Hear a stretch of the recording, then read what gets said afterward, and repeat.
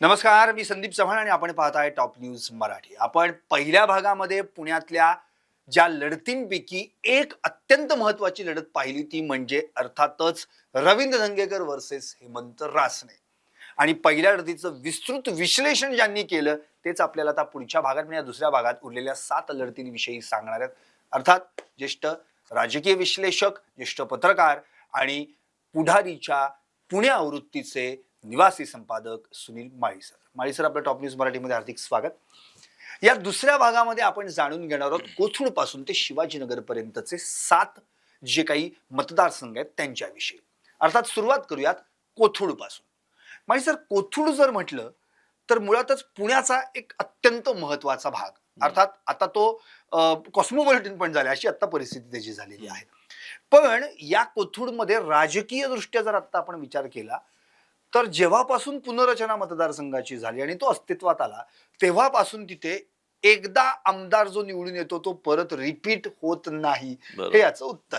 आणि परवाच आम्ही किशोर शिंदे यांची मुलाखत घेतली. त्यांना विचारले की काय तुम्हाला काय वाटते, असं वाटतंय की यंदा मनसे बाजी मारणार किंवा मनसेच इंजिन सुसाट चालणार? तर ते म्हणाले, संदीप तुम्हाला माहिती आहे की आमच्या इथे आमदार रिपीट होत नाही आणि यावेळी मात्र माझा नंबर लागणार आहे. तेव्हा आता मी याच वाक्यावरून तुमच्याकडे येणार आहे की खरंच तिथे असं परत घडू शकतं. आता काय हिस्ट्री रिपीट्स जे म्हणतात, इतिहासाची पुनरावृत्ती होते ती होते. पण आता कोथरूड बाबत जर बोलायचं झालं तर कोथरूडच्या बाबतीत असं म्हणायला अजून काही वर्ष जावे लागतील. कारण कोथरूडचा जन्मच, कोथरूड मतदारसंघाचा जन्म 2009चा आहे. 2009, 2014 आणि 2019 अशी 3च निवडणुका झाल्या आहेत. 3 निवडणुकांमध्ये 3 आमदार झाले म्हणून मतदारसंघामध्ये प्रत्येक वेळी वेगळा आमदार येणार, हे आत्ता आपल्याला असं विधान करता येणार नाही. काही होऊ शकतं, नवीन येऊ पण शकतो, पण येऊ शकणार नाही अशी पण परिस्थिती असू शकते किंवा तोच रिपीट होऊ शकतो. तो तिथल्या तिथल्या परिस्थितीवर, राजकीय परिस्थिती, समीकरणं आणि याच्यावर, लोकमानसावर अवलंबून आहे. आता आपण कोथरूड विषयी 2009ला कोथरूडचा जन्म झाल्यानंतर आता जसं आपण कसब्याचं म्हटलं संदीप, की कसबा जो आहे तर कसबा सुरुवातीचा क्रीम भाजप कसबा जो होता तो कसबा वाढवला आणि आणि तो एकंदरीत समसमान असा झाला विरोधी पक्ष आणि भाजप या दोघांच्या दृष्टीनं. आता शिवाजीनगरच्या बाबतीत थोडंसं वेगळं, शिवाजीनगरचे तुकडा केला, शिवाजीनगर मतदारसंघाचा तुकडा केला. शिवाजीनगर विषयी आपण बोलूच्या वेळेस याच्याविषयी बोलू. पण तो जो क्रीम तुकडा आहे भाजपचा, भाजपला मानणाऱ्या मतदारांचं प्राबल्य असणारा आणि बहुमत असणारा आणि भाजपकडे ओढा असणारा असे मतदार जे आहेत ते कोथरूडकडे आले. त्यामुळे शिवाजीनगरमध्ये प्रो काँग्रेस असे मतदार जास्त संख्येने उरले. पण कोथरूड विषयी आपण बोलतोय. कोथरूडमध्ये जे मतदार आले, कोथरूडमध्ये जो भाग आला तो भाग हा क्रीम भाजपचा, भाजपला मानणाऱ्या मतदारांचा असल्यामुळं हा भारतीय जनता पक्षाच्या दृष्टीनं अतिशय सुरक्षित, म्हणजे पूर्वीच्या कसब्याचं प्रतिबिंब असं म्हणता येईल. पूर्वीच्या कसब्याचं प्रतिबिंब इथं उमटलेलं आहे. त्यामुळं आताचा जो कोथरूड झालेला आहे हा कोथरूड हा भाजपचा बालेकिल्ला असं म्हणायला अजिबात हरकत नाही. 2009ला काय झालं, 2009ला सुरुवातीला तो शिवसेनेकडे गेला आणि शिवसेनेकडनं चंद्रकांत मोकाटे जे आता उभे आहेत, शिवसेनेकडनं उद्धव बाळासाहेब ठाकरे या पक्षाकडून उभे आहेत, तर ते त्या एकत्रित शिवसेनेचे उमेदवार होते, एकत्रित युतीचे उमेदवार होते, भाजप शिवसेनेचे उमेदवार होते आणि त्यांनी लिलया 2009 मध्ये पराभव केला, मला वाटतं विनायक निमणचा.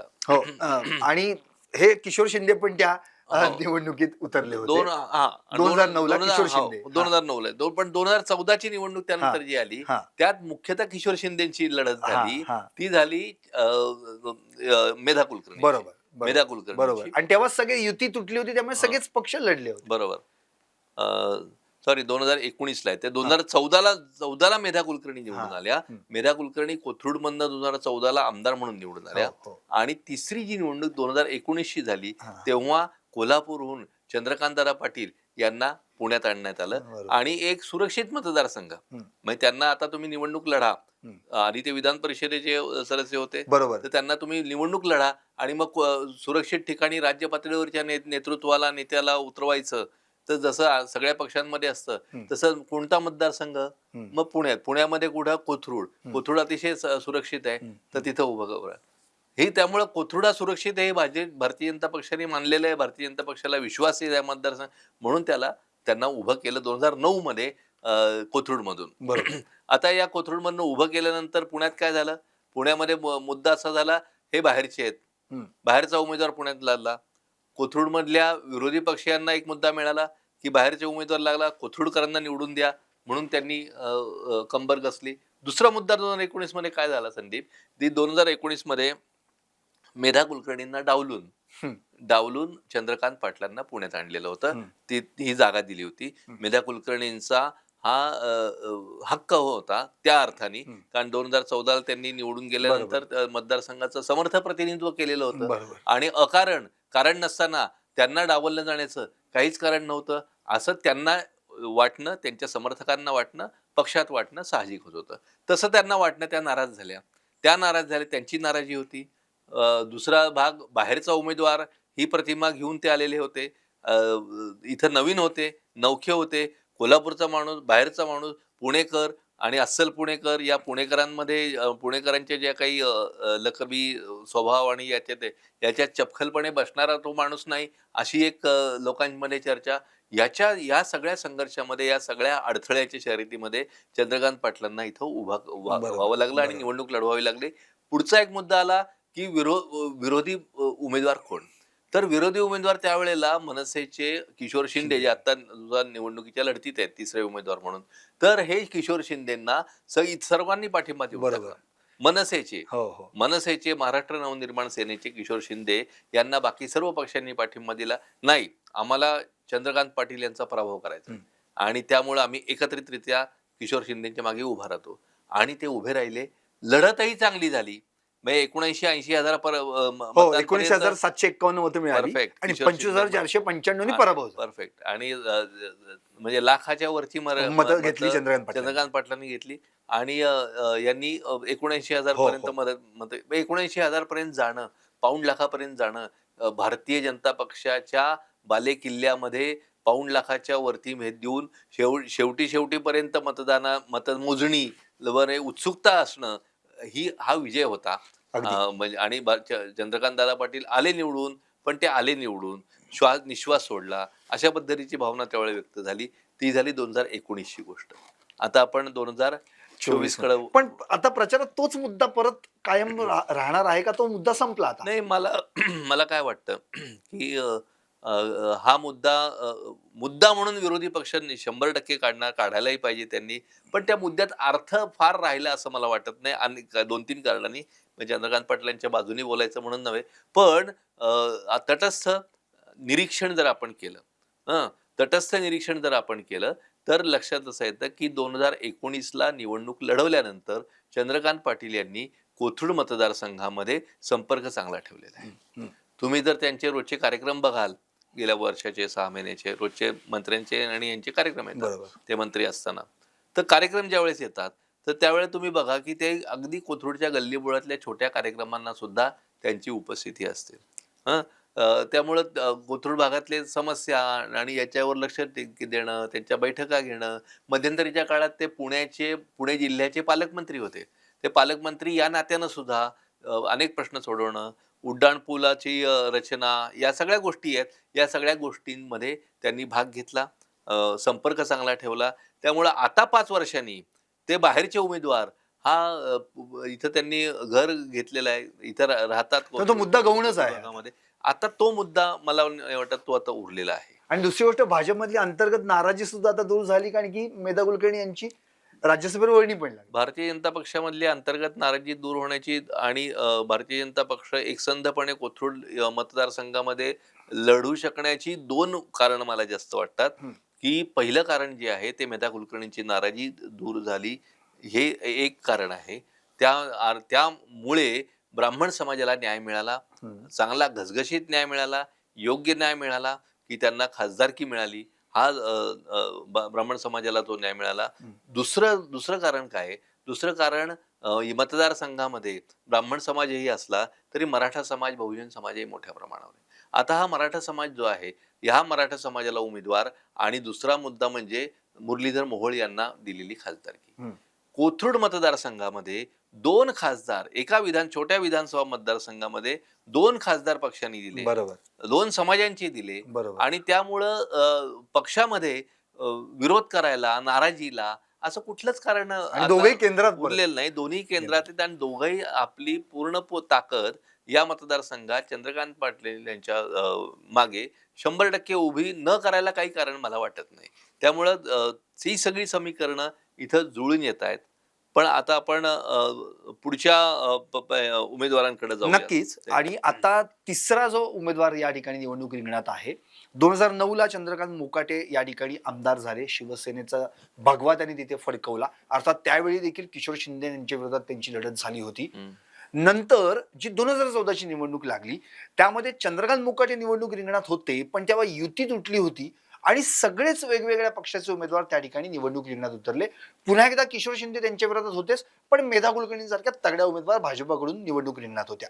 तिथे मात्र चंद्रकांत मोकाटे यांचा पराभव झाला. बरोबर 14. पण आताची परिस्थिती 2019 ची आपण पाहिली तर 2019 ला मात्र चंद्रकांत मोकाटेंना काही तिकीट मिळालं नाही आणि चंद्रकांत पाटील वर्सेस किशोर शिंदे ज्यांना सर्वपक्षीय पाठिंबा आणि त्या दोघांमध्ये लढत झाली आणि अर्थातच त्या ठिकाणी चंद्रकांत पाटील जिंकून आले. पण 2024 ला मात्र पुन्हा एकदा चंद्रकांत मोकाटे यांना संधी मिळाली. म्हणजे 5 वर्ष ज्यांचा मतदारसंघाशी संपर्क नाही त्यांना या ठिकाणी निवडणूक रिंगणात उतरवण्यात आलंय. तर काय सांगता येईल याचा परिणाम काय होऊ शकतो? 2 मुद्दे मला वाटतात की एक म्हणजे चंद्रकांत मोकाटे यांच्याही जमेच्या बाजू आपल्याला बघायला हव्यात. जसं आपण तटस्थपणे हे पाहतो आहोत. चंद्रकांत मोकाटेंची जमेची बाजू काय? ते कोथरूड गावचे रहिवासी आहेत. बरोबर. पिढीजात कोथरूड भागामध्ये गावठाणामध्ये त्यांचं वास्तव्य आहे. त्यांची गावकी भावकी ही जबरदस्त त्यांची पाळंमुळं जी आहेत ती या मतदारसंघात रुजलेली आहेत. त्यामुळं या कोथरूड गावामधले ते एक काय तालेवार घराणं असं आपण म्हणू, जे गावकी भावकीनं जोडलेलं आहे. ही त्यांची पहिली जमेची बाजू. दुसरी जमेची बाजू काय? 2009 मध्ये ते आमदार त्याच्या आधीचं आपण बघण्याच्या आमदार म्हणून बघू. आमदार 2009 ला झाल्यानंतर त्यांना मतदारसंघाच्या सर्व भागामध्ये त्यांचा संचार, मतदारसंघाच्या सर्व भागांमधल्या मतदारांमध्ये त्यांचा परिचय आणि हा नवीन कोणीतरी उमेदवार आलाय, कोणीतरी वेगळाच उमेदवार आलाय की ज्याचं नाव आणि काय सगळं पोचवायचंय समोर, अशी काही इथं परिस्थिती आताही नाही. त्यामुळे 2009 ला ते उमेदवार राहिलेले, 2009 ला आमदार राहिलेत, 2014 ला ते उमेदवार होते. त्यामुळे 2014च्याही निवडणुकीत त्यांचा प्रचाराच्या निमित्ताने सर्वत्र संचार. आणि तू जे म्हटला की 5 वर्ष त्यांचा मतदारसंघाशी संबंध उरलेला नाही असं नाहीये. ते पराभूत झाल्यानंतर सुद्धा 2019 नंतर ते परत 2024 पर्यंत ते मतदारसंघातच राहत होते. त्यांचा संपर्कही होता. सर्व कार्यक्रमांनाही त्यांचं येणं जाणं आणि संपूर्ण हे आहे. त्यामुळे राजकारणामध्ये सक्रिय नाही असं म्हणता येणार नाही. दुसरं म्हणजे निवडणुकीला उभे राहिले नाहीत म्हणजे ते काय लोकांपासून दूर गेले असं म्हणता येणार नाही. काही अंशी पक्ष पातळीवर ते थोडेसे लांब गेले, पण याचा अर्थ असा त्यांचा संपर्क नाही मतदारसंघाशी असं म्हणता येणार नाही. आणि त्यात पक्ष जेव्हा शिवसेना फुटली तरी देखील ते पक्षाशी एकनिष्ठ राहिले. हा त्यांचा महत्वाचा पॉइंट होता, जेणेकरून त्यांना ती उमेदवारी मिळाली. बरोबर. पण परवा किशोर शिंदेंना जेव्हा मी असं विचारलं की तुम्हाला कोणत्या चंद्रकांत यांचं आव्हान तुमच्या समोर आहे, तर ते म्हणाले चंद्रकांत मोकाटे हे माझे नेते आहेत, मी त्यांच्या हाताखाली याच्या आधी काम केलेलं आहे, त्यामुळे मला आव्हान त्यांचं नाहीये, मला आव्हान आहे ते चंद्रकांत पाटलांचं. म्हणजे एक्झॅक्टली काय म्हणजे किशोर शिंदेच्या मनात नेमकं काय चाललंय आणि काय याच्यात काय गणित दिसतात? अनेक निवडणुका आपण पाहत आलेलो आहोत. तर या निवडणुकांमध्ये जेव्हा जेव्हा तिहेरी निवडणूक होते त्यावेळेला पुढच्या उमेदवारांचं हेच विधान असतं. हे विधान अनेक वेळा ऐकलं असेल, माझी लढत यांच्याशीच, असं दोघं जण म्हणत असतात. ते एका विषयी म्हणत असतात. त्यातला गर्भितार्थ किंवा बिटवीन द लाईन ओळखून घ्यावेत. पण माझी लढत यांच्याशी नाही यांच्याशीच असं ज्यावेळेस दोघं म्हणतात त्यावेळी ती खरी लढत कोणात असते हे लक्षात येतं. ते आता त्यांच्या विधानावरनं ते लक्षात येईल. त्याच्यावर आता आपण सर्वच उमेदवार आहेत आणि सर्वांनाच आपल्या शुभेच्छा आहेत. आणि असं असताना आपण आत्ता कोणावर भाष्य करणं मतदानापूर्वी हे योग्य ठरणार नाही. पण तरीही ही विधानं जी आहेत, ही विधानं लढत कशी होणार आहे, हे दाखवण्याचे एक निदर्शक आहेत. एक तो योग्य प्रकारचा संकेत आपल्यापर्यंत त्यांनी येऊ शकतो. नक्कीच. महेश सर आता पण जे आता कोथरूडला सभा झाली म्हणजे राज ठाकरे जी सभा घेतली त्यांच्या पूर्वीच्याही सभा आणि आत्ताच्या पाहिला तर खूप वेगळ्या पद्धतीचा धडाका यावेळी राज ठाकरेंनी आपल्या भाषणाच्या माध्यमातून पण आणि ओव्हरऑल मध्ये जो त्यांनी कालच जाहीरनामा देखील प्रसिद्ध केला त्या माध्यमातून दिसून होतं. तर यंदा असं वाटतं की राज ठाकरेंनी आता गिअर टाकलेला आहे आणि वेगळीच लाईन पकडलेलं असं वाटतं. दैनिक पुढारीमध्ये गेल्या आठवड्यामध्ये मी मनसेच्या बाबत एक लेख लिहिला होता आणि मनसेच्या बाबतीत त्या लेखाचं हेडिंग असं होतं, की मनसेचा भाजपला बूस्टर. म्हणजे मनसेचे उमेदवार हे भाजपला बूस्टर. एका बाजूने आपण असं बघतो, की मनसेचे पक्षप्रमुख मुलाखतीमध्ये असं सांगतात, की पुढचा मुख्यमंत्री हा भारतीय जनता पक्षाचा असेल. बरोबर. हं. आणि नंतर देवेंद्र फडणवीस यांचं नावही येतं. हो. हं. आणि दुसऱ्या बाजूनी ते जिथं उमेदवार उभे करतात 135 ठिकाणी मला हो, वाटतं हो, त्यांनी हो. अ, उमेदवार उभे उमेदवार केलेत. गेले. तर जिथे-जिथे उमेदवार उभे केलेले त्यात सगळ्याचा खरा अभ्यास व्हायला पाहिजे. मी पुणे पातळीवरचे 4 मतदारसंघ जे आहेत, ते आता आपणही बोलू त्यावेळेसही येतील. पण पुणे पातळीचे 4 मतदारसंघ आहेत. त्या मतदारसंघांमध्ये जर आपण बघितलं, तर हे उमेदवारांची निवड जर आपण बघितली, तर त्या निवडीमुळे, त्या उमेदवारामुळे भारतीय जनता पक्षाचा फायदा होतोय की नाही, हे बघण्यासारखं आहे. हं. आपण आता कोथरूडचा विचार करतोय, कोथरूडविषयी बोलूयात. तर कोथरूड गावठाणामधलेच किशोर शिंदे हे मनसेने निवडलेले आहेत. ज्या कोथरूड गावठाणामध्ये चंद्रकांत मोकाटे आहेत, त्याच कोथरूड गावठाणामध्ये त्याच पट्ट्यामधल्या किशोर शिंदे उभे आहेत. म्हणजे त्या पट्ट्यातले मतदारांची विभागणी होणार नाही तर काय? होऊ शकते. म्हणजे ती होण्याची शक्यता आहे.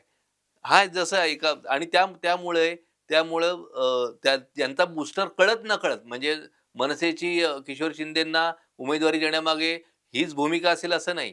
किशोर शिंदेने विजयी व्हावं अशीच भूमिका असेल आणि आपल्याही त्यांना शुभेच्छा आहेत. पण त्यामुळं मिळू शकतो, असं आपण म्हणू शकतो, की त्यामुळं मतांमधली जी फूट आहे, ती मतांमधली फूट ही एका पट्ट्यातल्या 2 उमेदवारांमध्ये होऊ शकते आणि ती मतं विभागली जाऊ फूट म्हणण्यापेक्षा मतं विभागली जाऊ शकतात त्या भागातली आणि ते चंद्रकांत पाटील यांच्या पथ्यावर पडायची शक्यता दाट आहे.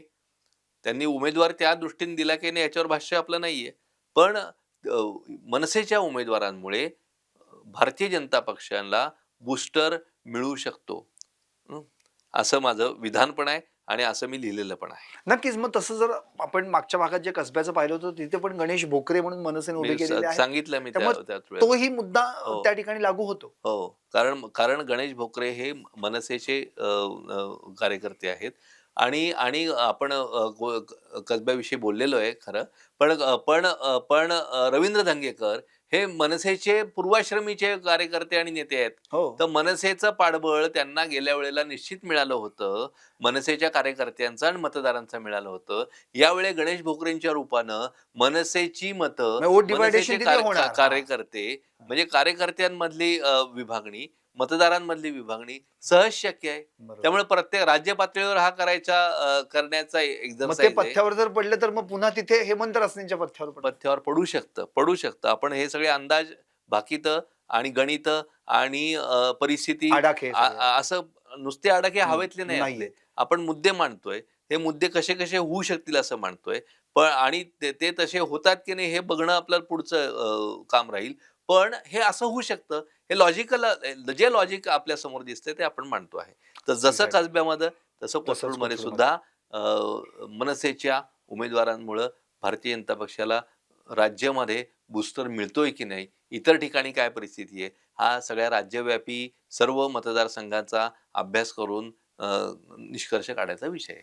नक्कीच.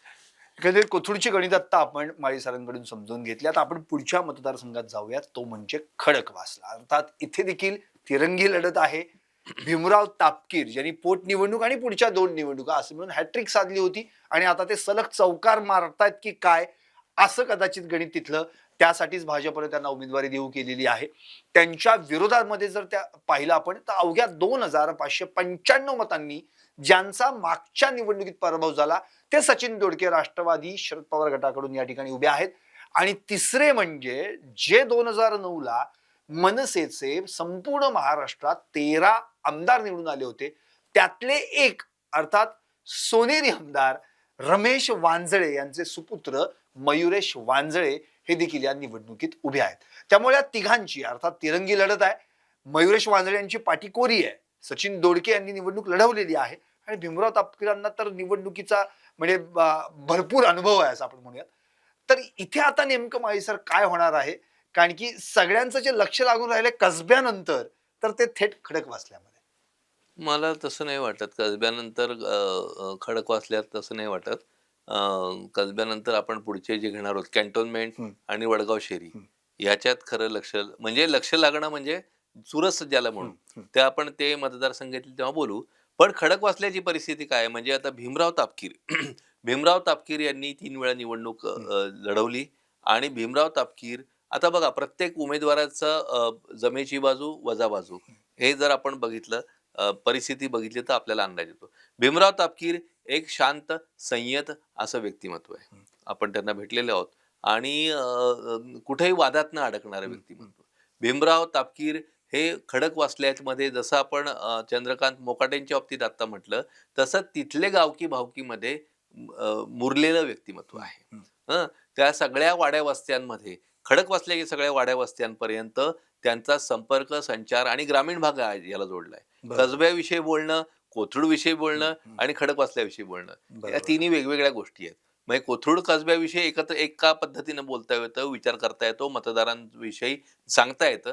पण खडकवासल्याविषयी कारण खडकवासल्याला ग्रामीण भाग जोडलेला आहे. ग्रामीण भागातल्या लोकांची एक मानसिकता आहे, मतदारांची मानसिकता असते. आमदार असो, खासदार असो, लोकप्रतिनिधी कोणत्याही दर्जाचा असो, आमच्याकडं छोट्या कार्यक्रमांना सुद्धा यायला पाहिजे. मग कोणाच्या अगदी कोणाच्या गावातल्या बारशापासनं ते मैतीपर्यंत आणि छोट्या अमुक काय काय हरिपाठ सप्ताहापासून याला तो आला म्हणजे तो आपला लोकप्रतिनिधी आपल्या समोर आहे, आपल्या संपर्कात आहे, अशी एक भावना असते. त्यांनी ती कामं करो न करो हा सगळा पुढचा भाग आहे. पण सगळ्यात महत्त्वाचा मुद्दा संपर्क आहे. या संपर्कामध्ये भीमराव तापकीर हे कमी पडल्याचं गेल्या 5 वर्षात दिसलेलं नाही. त्यांनी हा संपर्क जो आहे सगळीकडे सगळ्यांचा संपर्क हा त्यांनी ठेवला आहे. गावकी भावकी सुद्धा त्यांची तिथे आहे. कामं म्हणाल तर कामांबाबत मात्र दुमत आहे. काही जण म्हणतात की काही भागात कामच झालेली नाहीयेत. तर भीमराव तापकीर यांचे समर्थक असं म्हणतात आणि स्वतः भीमराव अगदी सिंहगडाच्या पायथ्यापर्यंतचा सिमेंट रस्ता करण्यापासून ते अनेक कामं मी केलीत त्याची यादी ते देतात. प्रत्येक आमदाराविषयी अशा पद्धतीचं काम केलं आणि नाही केलं, केली आणि राहिली अशा दोन्ही याद्या मांडता येतात, दोन्ही बाजूंनी बोलता येतं. पण संपर्कामध्ये तेही कमी पडलेले नाही भीमराव तापकीर. हा त्यांचा दुसरा प्लस पॉइंट जो आहे असं आपण म्हणूया. त्यामुळं भीमराव तापकीरांच्या त्यांना परत उमेदवारी देणं भारतीय जनता पक्षाला आता क्रमप्राप्तच होतं. बरोबर. पुढचा म्हणजे तिथे सचिन दोडके आता त्यांच्या विरोधात उभे आहेत. सचिन दोडके यांच्याशीच गेल्या वर्षी त्यांची झाली होती आणि तू बरोबर सांगितलं संदीप 2595 मत अगदी थोडक्या म्हणजे अतिशय काय अल्प मताधिक्याने थिन मेजॉरिटीनी हे निवडून आले भीमराव निवडून आले. म्हणजे तिथं जबरदस्त संघर्ष झाला. सचिन दोडके यांनी गेल्या वेळेला खूप चांगली लढत भीमरावांना दिली, घाम काढला होता त्यांचा, अशी परिस्थिती खूप चांगल्या पद्धतीने दिला होता. आता यावेळेची परिस्थिती बघा. गेल्या वेळेस सचिन दोडकेंनी त्यांना लढत दिली. आता यावेळेस सचिन दोडके राष्ट्रवादी काँग्रेस शरद पवार यांच्या पक्षाकडनं उभे आहेत. पुन्हा एकदा मनसेचा फॅक्टर इथं आहे. मनसेचे मयुरेश वांजळे म्हणजे रमेश वांजळेंचे चिरंजीव हे आज उभे आहेत. हे इंजिनियर आहेत, उच्च शिक्षित आहेत, तरुण आहेत. बघा एक एक मुद्दे तरुण आहेत.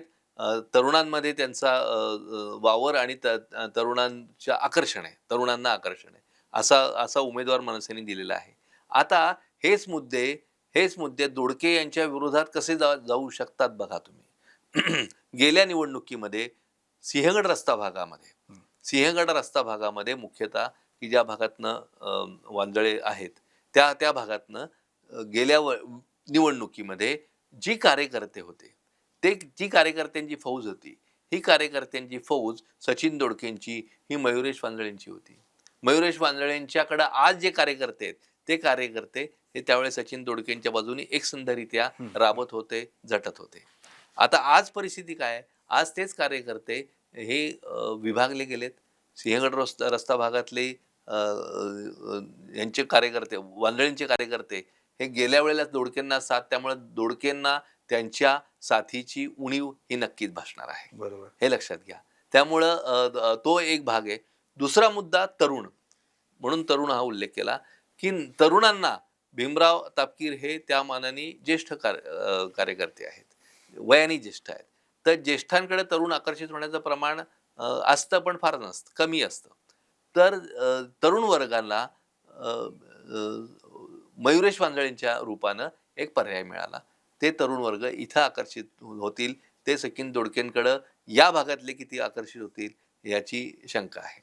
आता सचिन दोडकेंचे प्लस पॉईंट म्हणजे हा मयुरेश वांजळेंकडनं सचिन दोडकेचे हे मायनस पॉईंट झाले, बरोबर. वजाबाजू झाल्या.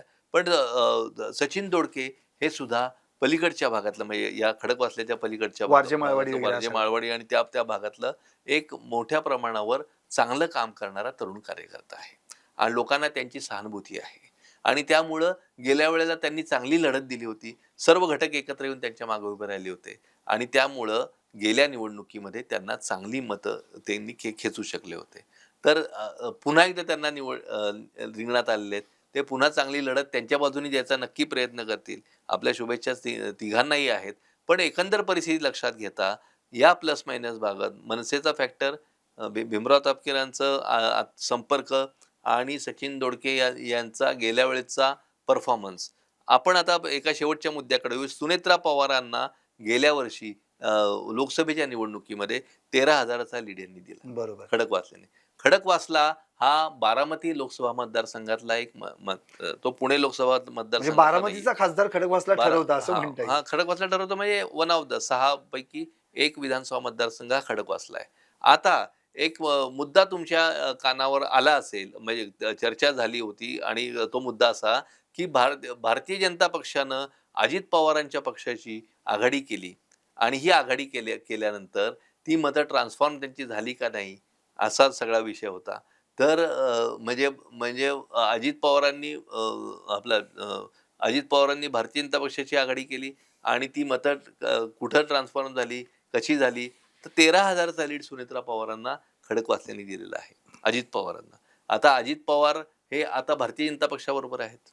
बरोबर. बरोबर. भारतीय जनता पक्षाचे भीमराव उभे आहेत. बरोबर. म्हणजे त्यामुळे आता अजित पवारांची मतं त्यामुळे अजित पवारांना मानणारा जो राष्ट्रवादीचा वर्ग आहे तो सुद्धा भीमरावांकडे जाऊ शकतो.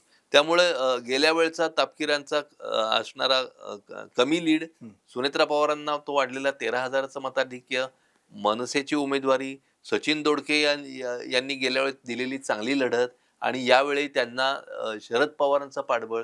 शरद पवारांचा मुद्दा एक बोलण्यासारखा आहे. आता जाता जाता ग्रामीण आणि खडकवासल्याचा भाग आहे म्हणून आपण सांगूयात. शरद पवारांना या निवडणुकीमध्ये भरपूर प्रतिसाद सगळ्या राज्यात मिळताना आपल्याला दिसतो आहे. जबरदस्त प्रतिसाद मिळतोय, अनेक कारणांनी मिळतोय आणि ते या वयात उभे आहेत. योद्ध्याच्या आविर्भावात आणि याच्यात उभे आहेत, पवित्र्यात उभे आहेत आणि त्यामुळं सगळ्यांचं आदराचं स्थान राजकीय ग्रामीण भागामध्ये आणि साहेबांना आता यावेळेला द्यायचं अशा पद्धतीच्या भावना पण आहेत. तर त्यामुळे शरद पवारांचा पक्षाचा सचिन दोडके, त्यामुळे या भागातले पवारप्रेमी, या भागातले राष्ट्रवादीचे किंवा काँग्रेसचा जो मुळातला व्होटर जो आहे, बेसिक वोट्स जे आहेत, तर ते कसं पवारांकडे ट्रान्सफॉर्म होतात का? ते झालं तर सचिन दोडके यांच्या ते पथ्याचं पडू शकतं. ह्या सगळ्या पण मुद्द्यांमध्ये शिवाय अंतर्गत नाराजी पण आहे. म्हणजे उमेदवारी मिळताना सचिन दोडके का काका चव्हाण का आणखी 2-3 नावं होती, विकास दांगट अशी बरीच अगदी नावं विकास होती. दांगटांचं पण सो होतं. ती जी नाराज माणसं आहेत, हां. हो, ते आहेतच. ते प्रत्येक वेळेला असतात. प्रत्येक वेळेला ज्याला उमेदवारी मिळते, तर गेल्याही वेळेला तो मुद्दा होता, की यांना आम्हाला द्या आणि गेल्या वेळेला ही सगळी मंडळी सचिन दोडकेच्या मागे त्याच्या अर्थाने उभी होती. बरोबर आहे. पण या मुद्द्यांबरोबरच आपल्याला या सर्व मुद्द्यांचा विचार करावा लागतो, की याचा परिणाम कसा होईल? कुठले मुद्दे अधिक प्रभावी ठरतील? कुठले मुद्दे कमी प्रभावी ठरतील? त्यावर या इथलं विजयाचं गणित अवलंबून आहे. नक्की. आत्ता तुम्ही म्हणजे अगदी शरद पवारांचा विषय काढला म्हणून त्या विषयाला फक्त स्पर्श करून आणि मी पुढच्या मतदारसंघात वळेन.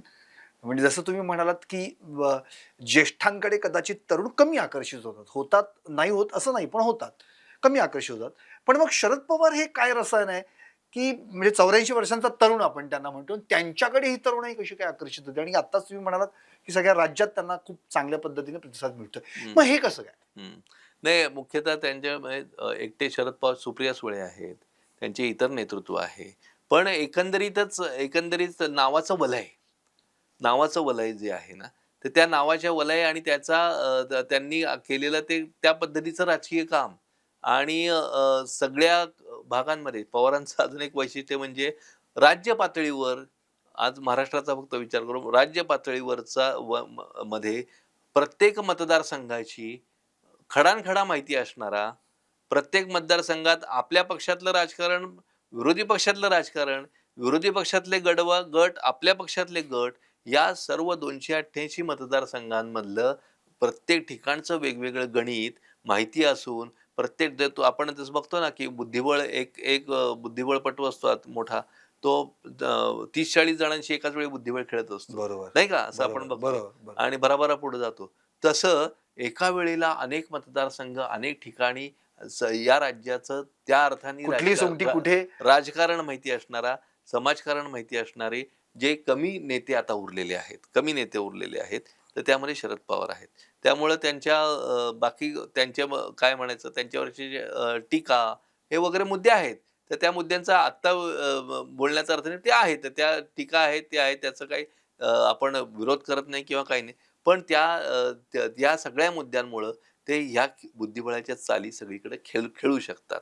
कुठं काय बोलायचं, कधी बोलायचं, कुठलं प्यादं खेळायचं, याची त्यांना पूर्ण माहिती असल्यामुळं ते आत्ताच्या या घडीला लोकसभा आणि लोकसभेनंतरच्या आत्तापर्यंतच्या अनेक चालींमध्ये ते यशस्वी ठरलेले आहेत.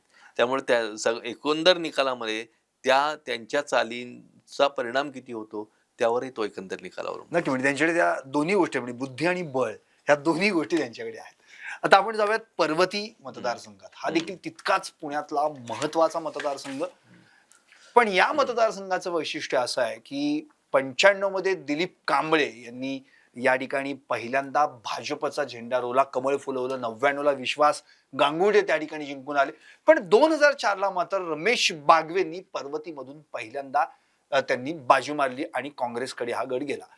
पण नंतरची जी परिस्थिती आपण पाहिली 2009 पासून, तर 2009, 2014 आणि 2019 सलग हॅट्रिक ज्या उमेदवाराने केली त्या म्हणजे माधुरी मिसाळ. आणि आता त्याच माधुरी मिसाळ एक पर्वती आणि माधुरी मिसाळ असं एक समीकरणच बनलेलं आहे माळीसाहेब.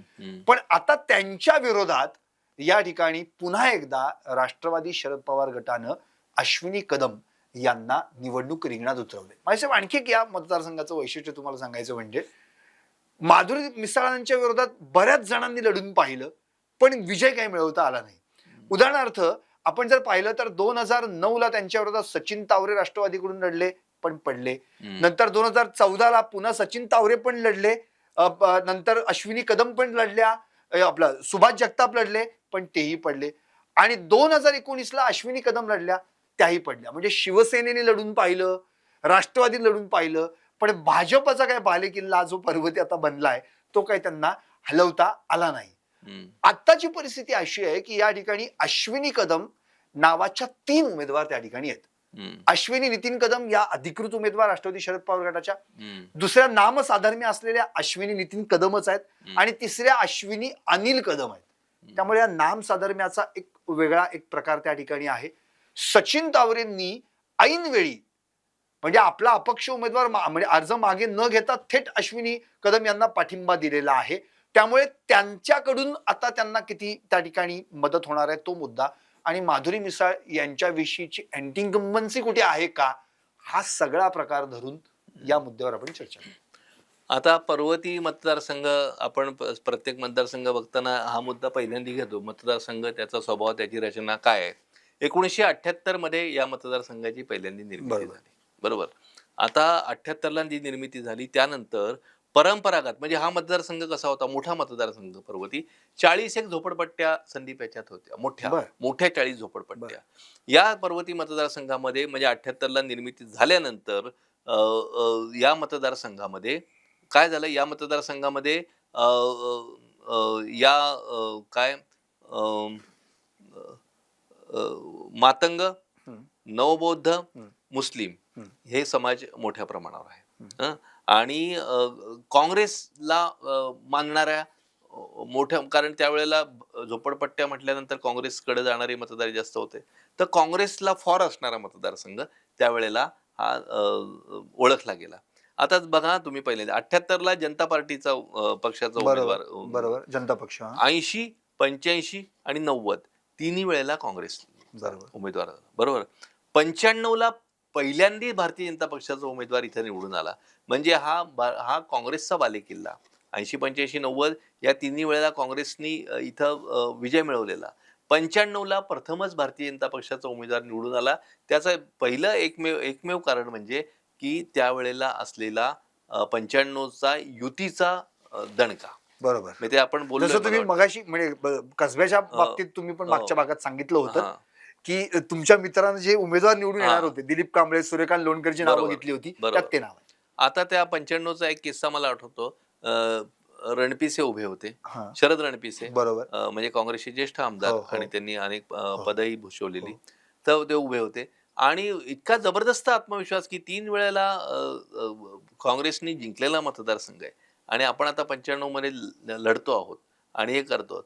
तर सभा चालली होती दगडूशेठ हलवाईच्या चौकामध्ये आणि सर्व उमेदवारांचं त्यांनी प्रचाराचा नारळ फोडणं वगैरे आणि आम्ही मागे उभे होतो आणि बोलता बोलता अति आत्मविश्वासाने रणपिसे बोलून गेले की मला वाटतं कोण उभे होते इथं, वंदनाताई का कोण शिव इकडे उभे होते की तुम्ही काळजी करू नका.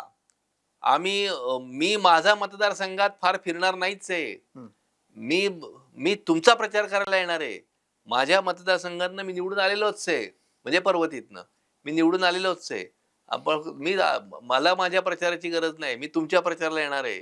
टाळ्या बिळ्या आम्ही मागणं म्हणत आलो. एवढा आत्मविश्वासाने बोलणं बरोबर आहे का? असं आमचं चाललं होतं. पण त्यावेळेला त्यांची हार झाली 95 मध्ये. मग हा एक भाग झाला. मग त्यानंतर 99 मध्ये भाजप, 2004 मध्ये काँग्रेस, हं. आणि 2009ला काय झालं? 95 मध्ये पुनर्रचना झाली हां, पुन्हा हां. मतदारसंघात. पुनर्रचनामध्ये 99 मध्ये भाजप निवडून आलं. ते मतविभागणी निवडून आलं. 2004ला पुन्हा काँग्रेस निवडून आलं. हं. रमेश बागवे आणि 2009ला पुनर्रचना झाली.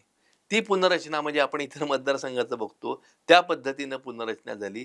हा जो पर्वतीतला जो काँग्रेसला मानणारा भाग जो आहे, तर त्यापैकी काही भाग हा कॅन्टोन्मेंटला जोडला गेला. बरोबर. हं. आणि त्यामुळे ही पुनर्रचना हा एक भाग झाला आणि तोपर्यंत अजून एक म्हणजे रणफिसेंच्याच बाबतीत की काँग्रेसला मानणारा भाग म्हणजे 2 भाग होते या मतदारसंघाचे. हं. मूळ पर्वती जो होता, या मूळ पर्वतीमध्ये आपण वरतून बिबवेवाडीकडनं जर आपण आलो, तर बिबवेवाडीपासनं जेधे पुतळ्यापर्यंत हा पहिला भाग. हा भाग जो होता, हा भारतीय जनता पक्ष शिवसेनेला मानणाऱ्या मतदारांचा प्रामुख्याने होता. हं. म्हणजे पुण्याच्या सदाशिव नारायण शनिवार आणि या पेठांमधलं लोकं जी उठली, जे हिंदुत्ववादी किंवा भारतीय जनता पक्षाचे मतदार जे कोथरूडला गेले असं आपण बघितलं. बरोबर तुम्हाला बरोबर. बोललो आपण ना, बरोबर. की काही जण कोथरूडला गेले. बरोबर. हां, म्हणजे इथं लोकसंख्या वाढायला लागली, कुटुंब विस्तारायला लागलं आणि कुटुंब विस्तारत असताना मग मुलं राहणार कुठं? हं.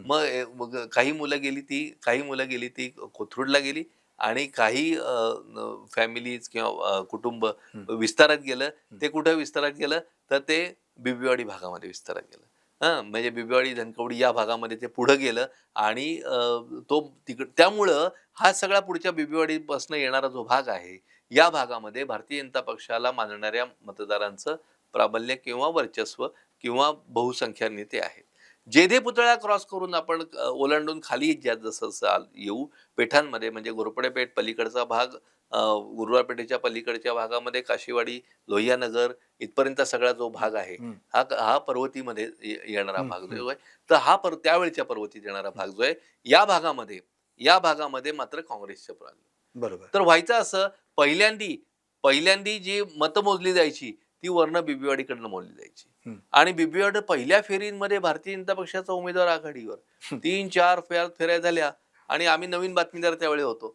त्यावेळेला प्रत्येक फेरी झाली की आम्ही बघायचो काय आणि त्यावेळेला रणपिसे भेटले काँग्रेसचे उमेदवार. ते निवांत. आम्ही म्हटलं का हो रणपिसे साहेब तुम्ही तर मागं पडलाय या सगळ्या पहिल्या 3-4 फेऱ्यांमध्ये. काही काळजी करू नका, जेधे पुतळा ओलांडू द्या.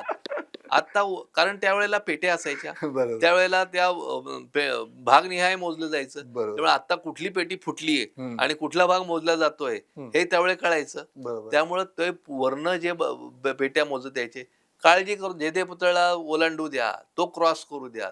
जेधे पुतळ्यापर्यंत भाजपला लीड मिळायचा, हा. भाजप कार्यकर्ते बरे वाटायचं. पण जेधे पुतळा ओलांडून जसं त्या पेट्या खालच्या पेट्या फुटायला लागल्या तसं भाजपचा लीड खाली खाली खाली खाली होऊन काँग्रेसचा लीड वाढत वाढत वाढत काय सांगत होतं तुम्हाला असं मतमोजणी संपल्यानंतर त्यांचं रणजितसिंगचं, हा. विधान. रणजित म्हणजे याचा अर्थ काय की हे 2 भाग त्यावेळेला झालेले होते. पण त्यानंतर त्यांनी काय केलं, त्यानंतर 2 मुद्दे झाले. एक म्हणजे भारतीय जनता पक्ष आणि काही अंशी शिवसेनेने सुद्धा, पण भारतीय जनता पक्ष अधिक, त्यांनी हा सगळा खालचा भाग जो काँग्रेसला मानणारा आपण जो म्हणतो हा काबीज केला. याच्यावर त्यांनी वर्चस्व किंवा याच्यावर त्यांनी सुद्धा चांगलं संघटन निर्माण केलं. चांगल्या प्रकारे नगरसेवक त्यांचे तिथे निवडून आले आणि तो हे झाला. पण असा पर्वतीचा सगळा इतिहास आहे. आणि त्यानंतर आता आपण येऊ, आता मग आत्ताच्या निवडणुकीकडे येऊ. या निवडणुकीमध्ये आता माधुरी मिसाळ गेल्या वेळेला, आता तुम्ही सांगितलं हॅट्रिक आणि हे केलेले आहेत, तर माधुरी मिसाळ 36,737 मतांनी त्या गेल्या वेळेला त्यांना मताधिक्य लीड मिळालेला होता. लोकसभा आता गेल्या वर्षी झाली, त्याला 28,997 एवढा मोहोळ यांना म्हणजे चांगलं मताधिक्य पर्वतीतनं मिळालंय. त्यामुळे पक्षाचा एक बेस चांगला आहे. त्यांना गेल्या वर्षी सुद्धा लीड त्यांना चांगला मिळाला आहे. आणि गेल्या वर्षीच्याच प्रतिस्पर्धी उमेदवार अश्विनी कदम ज्या राष्ट्रवादी काँग्रेस शरद पवार गटाच्या आहेत, त्या उभ्या आहेत. तर त्यांच्या विरोधातच आता त्यांना निवडणूक लढवायची आहे. आत्ताची समीकरणं जी बदलली ती आपण बघतो आहोत. नक्कीच. कारण की आता जर पाहिलं तर अश्विनी कदम यांना उमेदवारी परत मिळालेली आहेच, पण त्या ठिकाणी जो एक फॅक्टर आहे जो त्यांच्यासाठी त्रासदायक ठरतोय तो म्हणजे माजी उपमहापौर पुण्याचे काँग्रेसचे तगडे नेते आबा बागुल यांनी मात्र अपक्ष उमेदवारी त्या ठिकाणी दाखल केलेली आहे आणि ते बंडखोरी त्यांनी त्या ठिकाणी केलेली आहे. म्हणजे जसं कसब्यामध्ये आपल्याला पुण्याच्या पहिल्या महापौर कमल व्यवहारे यांनी काँग्रेसमध्ये बंडखोरी केली हे आपल्याला पाहायला मिळालं, तसं इथे काँग्रेसच्याच माजी उपमहापौरांनी बंडखोरी केल्याचं आपल्याला पाहायला मिळालं. त्यामुळे तो फॅक्टर कुठे ना कुठेतरी अश्विनी कदम यांना बॅकफुटवर आणू शकतो का, आणि त्याचं म्हणजे पथ्यावर निश्चितपणे माधुरी मिसाळ यांच्या पडू शकतं का, काय अशी समीकरण दिसू शकतं? या आबा बागुल यांच्या बंडखोरीकडे वळण्यापूर्वी प्रमुख पक्षात झालेल्या बंडखोरीविषयीचं एक निरीक्षण मला सांगायचं आहे. बघा, भारतीय जनता पक्षामध्ये सुद्धा बंडखोरीची तयारी होती, बंडखोरीची पावलं वाजत होती. म्हणजे याच मतदारसंघामध्ये श्रीनाथ भिमाले जे सभागृह नेते भारतीय जनता पक्षाचे राहिले होते, तर त्यांनी बंडखोरीची तयारी केली होती. राजेंद्र शिळीमकरांनी बंडखोरीची तयारी केली होती. नंतर तिकडे चंद्रकांत पाटील यांच्या विरोधात तिकडे बालवडकरांनी बंडखोरीची तयारी केली होती. बरोबर आहे. अशाच भारतीय जनता पक्षामध्ये सुद्धा बंडखोरीची तयारी सगळीकडे. सनी निमण म्हणजे तो बंडखोर नाही, पण शिवाजीनगर मधून सनी निमण यांनी काँग्रेसमध्ये ते तिकीट मिळवायला इच्छुक होते, जे भारतीय जनता पक्षामध्ये आता आहेत. विनायक निमणांचे चिरंजीव, तर ते इच्छुक होते. अशा भारतीय जनता पक्षापुढे सुद्धा आव्हान होतं, काँग्रेस पुढे सुद्धा आव्हान होतं. पण एक निरीक्षण, या दोन्ही पक्षांच्या राज्य नेतृत्वानं जी गांभीर्यानं ही बंडखोरी जी घ्यायला पाहिजे, त्यामध्ये भारतीय जनता पक्षाच्या राज्य नेतृत्वानं गांभीर्यानं घेऊन सुसूत्ररित्या योग्यरित्या त्यांच्या बंडखोरांची समजूत काढण्यात त्यांना यश मिळालं. काँग्रेसकडे जर बघितलं तर काँग्रेसकडे राज्य पातळीवरून असे सुसूत्र प्रयत्न झाल्याचं दिसलं नाही. आणि त्यांना राज्य नेतृत्वाचं पुण्याकडं किंवा मॅक्रो लेवलचं लक्ष राज्य नेतृत्वाचं दिसलेलं नाही काँग्रेसचं. मग तिथं काय म्हणजे त्यांचं सुद्धा अगदी उमेदवार निवडीपासूनच मग नाना पटोले पुढे झाले, नाना पटोले मग त्यांच्या जागी मग परत त्यांनी थोरातांना आणलं. या सगळ्या गडबडी असू शकतील. पण काँग्रेसमध्ये या पद्धतीनं बंडखोरांना शांत करण्यासाठी प्रयत्न पद्धतशीर प्रयत्न झाल्याचं, योजनाबद्ध प्रयत्न झाल्याचं दिसलं नाही, जे भारतीय जनता पक्षात दिसलं आणि त्याचा भारतीय जनता पक्षाला लाभ मिळाला. आता आपण काँग्रेसच्या या इथल्या बंडखोरीकडे येऊयात. दोन्ही काँग्रेसमध्ये बंडखोरी होण्याची शक्यता होती. एक आबा बागुल. आता आबा बागुलांचं असं होतं, की त्यांचं म्हणणं असं होतं, की एकंदर सर्व्हे जे झाले आहेत, त्या सर्व्हेमध्ये त्यांना चांगले चान्सेस, चांगल्या संधी या दिसत होत्या. आबा बागुलांना ह्या काँग्रेसनीच करून घेतलेल्या सर्व्हेमध्ये दिसत होत्या, असं त्यांचं म्हणणं होतं आणि ते एका अर्थाने खरं होतं. म्हणजे मी मगाशी काही उल्लेख जे केले, त्यानुसार मी सुद्धा ते तपासून घेतलं, की त्यांना एक चांगली संधी, चांगली किमान लढत ते चांगली देतील, असे ते उमेदवार होते. त्या मुद्द्यावर त्यांनी काँग्रेसकडे म्हटलं, की आपल्या मतदारसंघ बदलून घेऊयात आणि पर्वती हा काँग्रेसला घेऊ द्यात आणि राष्ट्रवादीला दुसरा मतदारसंघ देता येईल. त्यांनी प्रयत्न केले.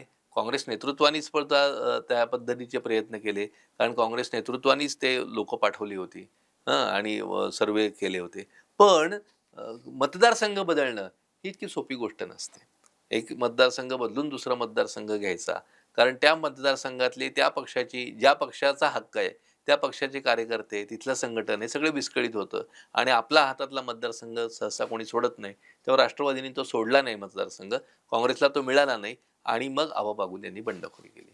आता आबा बागुलांचं काय? आबा बागुल त्यांच्या भागामध्ये आणि एकंदर अतिशय वरिष्ठ असे नगरसेवक आहेत. संपर्क चांगला आहे. नवरात्र उत्सव करण्यापासून ते काशीला यात्रेला श्रावणबाळ अगदी त्यांना म्हटलं नेण्यापर्यंत, जातं श्रावणबाळ घेण्यापर्यंत एक चांगलं काही कामांचा धडाका त्यांचा आहे. त्यामुळे त्यांचा एक स्वतःचा मतदार वर्ग आहे आणि हा मतदार वर्ग जो आहे, हा निश्चितपणे राष्ट्रवादी काँग्रेसला काय म्हणू शकतो, त्रासदायक ठरू शकतो. राष्ट्रवादी काँग्रेसच्या उमेदवाराला त्रासदायक ठरू शकतो आणि ते किती मतं ते घेतील, ते त्यांना मिळणाऱ्या मतांचा फटका किती बसेल. म्हणजे याचं कारण माही सर खरं म्हणजे आबा बागुलांना पहिल्यांदाच आबा बागुल उभे राहिले. त्यामुळे निश्चितच मतदारांना म्हणजे त्यांचे जे वोटर्स आहेत ते त्यांना मतदान करण्याचा निश्चितच प्रयत्न करतील, की बाबा पहिल्यांदाच आबा बागुल उभे राहिलेले आहेत. त्यामुळे निश्चितपणे त्यांच्याकडे जे मतदार जाणार आहेत ते काँग्रेसचे म्हणजेच घटक पक्ष असलेल्या राष्ट्रवादीवर परिणामकारक ठरू शकतात. हो, हो. दुसरी गोष्ट सचिन तावरे जे ऑलरेडी 2014ला लढले होते, पण यावेळी मात्र त्यांना क्लिअर झालं की आपल्याला तिकीट मिळणार नाही आणि मग शेवटी त्यांनी अश्विनी कदम यांना पाठिंबा दिला. पण आता ते पण कितपत त्यांचं काम करणार आहेत हाही मुद्दा उरतोच. आता पर्वतीमध्ये मतदारसंघामध्ये मराठा समाज सुद्धा लक्षणीय आहे आणि बॅनर लागले होते उमेदवारी अर्ज भरण्याच्या आधी काही दिवस. पर्वती आमचं ठरलंय, एक मराठा लाख मराठा, बरोबर, असं पर्वती मतदारसंघामध्ये बॅनर लागले होते.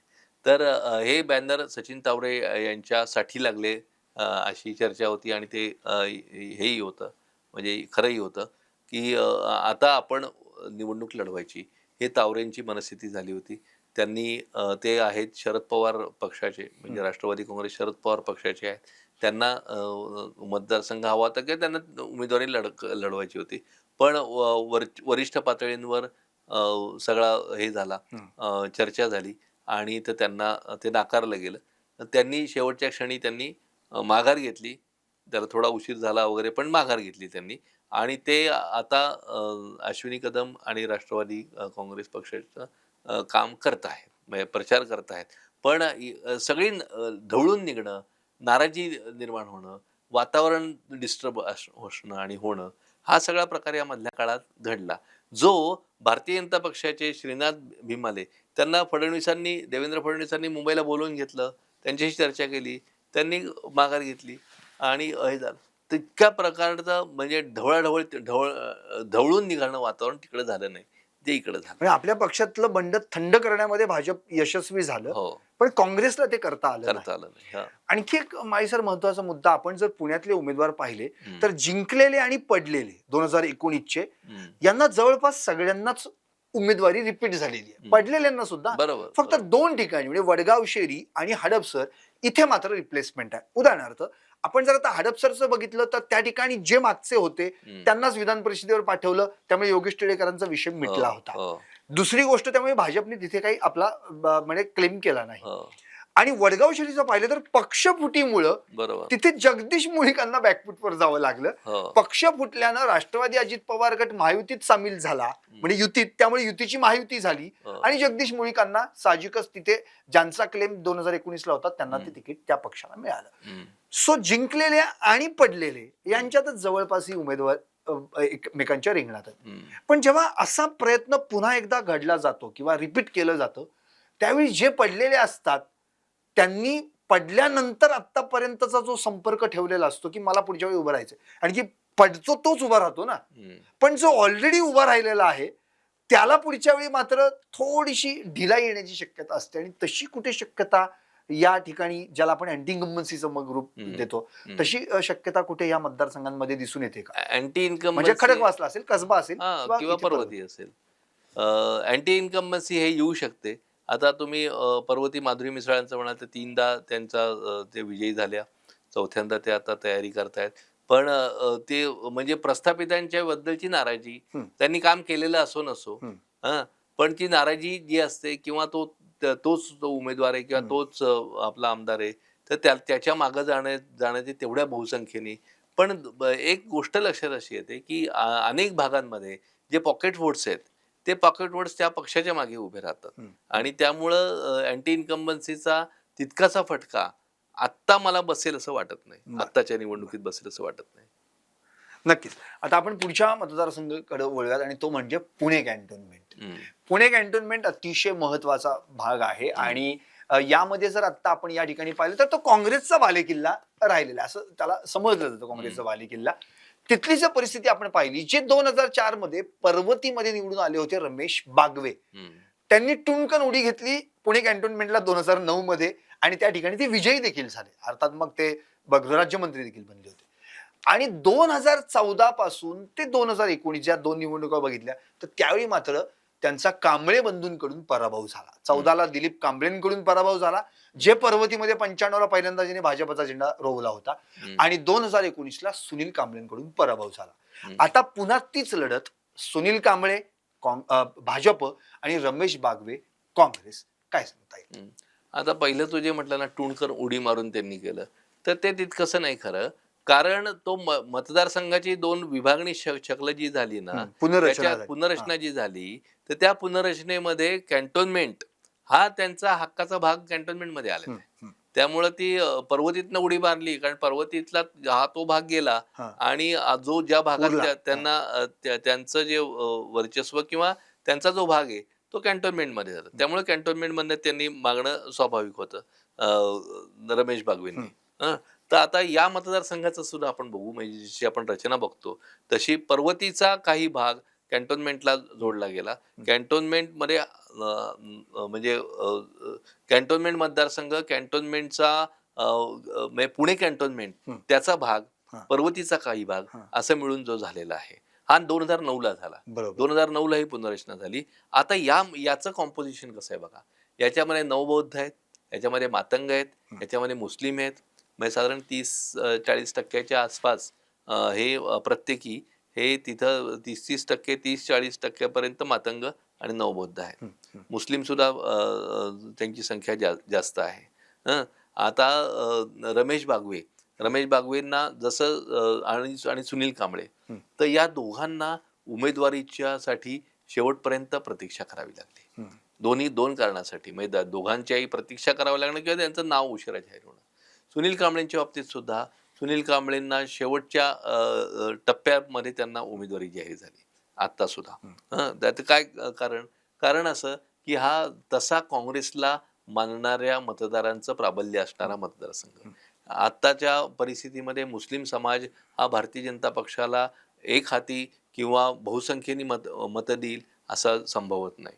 तर आपण देशपातळीवरच हे बघतो की मुस्लिम समाज हा काँग्रेसकडं भरभक्कमपणे उभा आहे. त्यांची कारण आहेत काही, तो उभा आहे. तर तो या मतदारसंघामध्ये सुद्धा आहे. तर आपल्याला योग्य टक्कर देऊ शकेल असा उमेदवार पाहिजे आणि तो उमेदवार निवडेपर्यंत आता लक्षात घ्या, 2019ची निवडणुकीमध्ये सुनील कांबळे 5012 मतांनी ते विजयी झाले, म्हणजे कमी मताधिक्याने विजयी झाले. तुम्ही जर आता लोकसभेच्या निवडणूक बघाल, जी मुरलीधर मोहोळने जिंकली, त्याच्यामध्ये धंगेकरांना लीड आहे. म्हणजे काँग्रेसच्या रवींद्र धंगेकरांना लीड आहे 13,297 मतांचं. पुणे कॅन्टोन्मेंट म्हणजे 8 मतदारसंघांपैकी म्हणजे ज्यावर हे आहे, सॉरी 6 मतदारसंघांपैकी 5 मतदारसंघामध्ये हा मुरली मोहोळांना लीड आहे आणि एका मतदारसंघामध्ये धंगेकरांना लीड आहे. तो मतदारसंघ म्हणजे कॅन्टोन्मेंट. नक्कीच. अर्थात कॅन्टोन्मेंट विषयी आपण निश्चितच पुढच्या ब्रेक नंतर चर्चा करणारच आहोत. आणि आता माळी सर नेमकं अगदी त्या पुणे कॅन्टोन्मेंटमध्ये काय घडले लोकसभेचं हे सांगत होते. यंदा विधानसभेला काय घडणार आहे हे देखील आपण त्यांच्याकडून जाणून घेणार आहोत पण एका छोट्याशा ब्रेक नंतर. 288 जागा, हजारो उमेदवार. सत्तेच्या खुर्चीत कोण बसणार, कोण हरणार, कोण जिंकणार, कुणाच्या बाजूनं कौल लागेल, कोण होणार उद्याचा आमदार, कुणाचा करेक्ट कार्यक्रम होणार. पत्रकारांच्या नजरेतून कोण वरचढ ठरणार, यंदाच्या निवडणुकीत कोण बाजी मारणार. उमेदवार म्हणतायत मीच होणार आमदार. महाराष्ट्राच्या कानाकोपऱ्यातून थेट मतदारसंघातून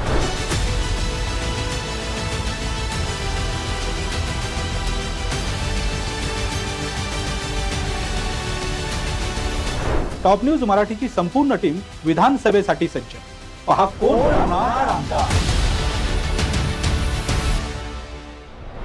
नमस्कार, मी संदीप चव्हाण आणि आपण पाहताय टॉप न्यूज मराठी. विधानसभेची निवडणूक आता अगदी अंतिम टप्प्यात येऊन पोहोचली. म्हणजे आता फक्त 2च टप्पे राहिले. प्रचाराचे 1-2-3 दिवस, नंतर मतमोजणी, अर्थात त्याच्या आधी सर्वात महत्वाचं म्हणजे मतदान. त्यामुळं पहिल्यांदा टॉप न्यूज मराठीच्या वतीनं सगळ्यांना एकच विनंती आणि आवाहन आहे की आमचं चॅनल सबस्क्राईब करा, शेअर करा आणि 20 तारखेला जरूर मतदान करा.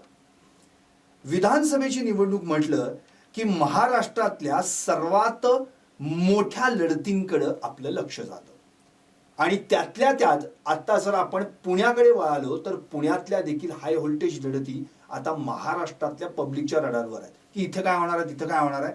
पण या सगळ्या गोष्टींचं जर आपण एक ज्याला आपण म्हणतो ना की मध्यम मार्ग शोधायचा म्हटला तर पहिल्यांदा पुण्याला देखील राजकीय इतिहास आहे, तो आपल्याला समजून घ्यायला हवा. तो अगदी थोडक्यात पहिल्यांदा समजून घेऊ आणि मग पुण्यातल्या प्रत्येक लढतीकडे वळू. अर्थात या प्रत्येक लढतीचं विश्लेषण करण्यासाठी आज आपल्या स्टुडिओमध्ये ज्येष्ठ राजकीय विश्लेषक, ज्येष्ठ पत्रकार आणि दैनिक पुढारीच्या पुणे आवृत्तीचे निवासी संपादक सुनील माळी सर आलेले आहेत. माळी साहेब, आपलं टॉप न्यूज मराठीमध्ये हार्दिक स्वागत. नमस्कार. सर, पुण्याला निश्चितच सांस्कृतिक इतिहास आहे हे सगळ्यांनाच माहिती आहे, पण राजकीय इतिहास देखील तितकाच तोलामोलाचा देखील आहे. त्यामुळे नेमकी पुण्यात ज्या लढती आतापर्यंत झाल्या त्यात अशा कोणत्या हाय व्होल्टेज लढती आहेत ज्या आतापर्यंत लोक कधी विसरू शकलेले नाहीत, अशी एखादी लढत सांगा आणि मग आपण सुरुवात करू. नाही, हाय व्होल्टेज लढती आपण सांगूच यात, बोलूच यात. पण पुण्याचं वैशिष्ट्य आपण जे म्हणू की पुण्याचा राजकीय इतिहास आणि या विधानसभेच्या दृष्टीने आपण बघतोय तर 1960 मध्ये महाराष्ट्र राज्याची स्थापना झाली. 1962 ला पहिल्या निवडणुका झाल्या.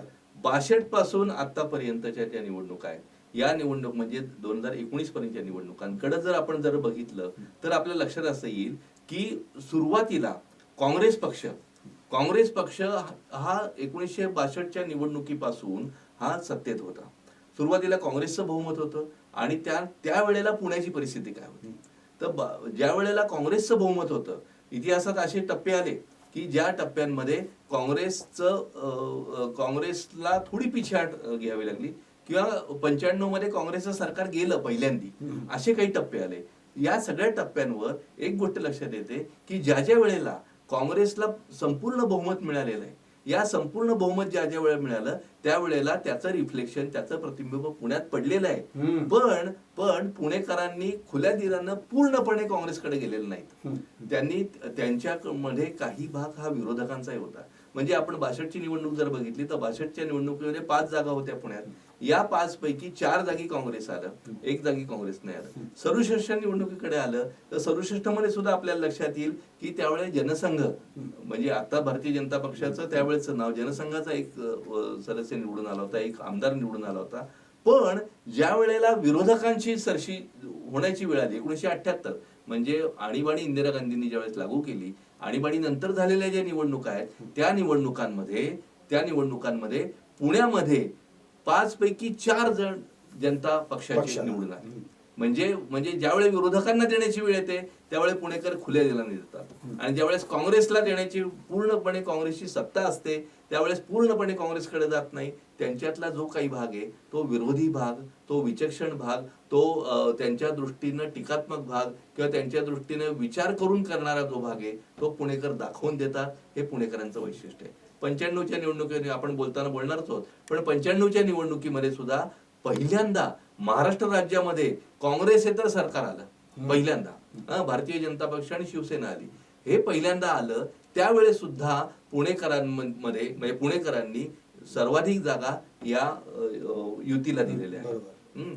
म्हणजे 5 जागा, 6 जागा त्यावेळेला विधानसभेच्या होत्या. 5 जागा भारतीय जनता पक्ष आणि शिवसेनेला दिला आणि 1च जागी रामभाऊ मोजे निवडून आले ते बोपोडीतनं.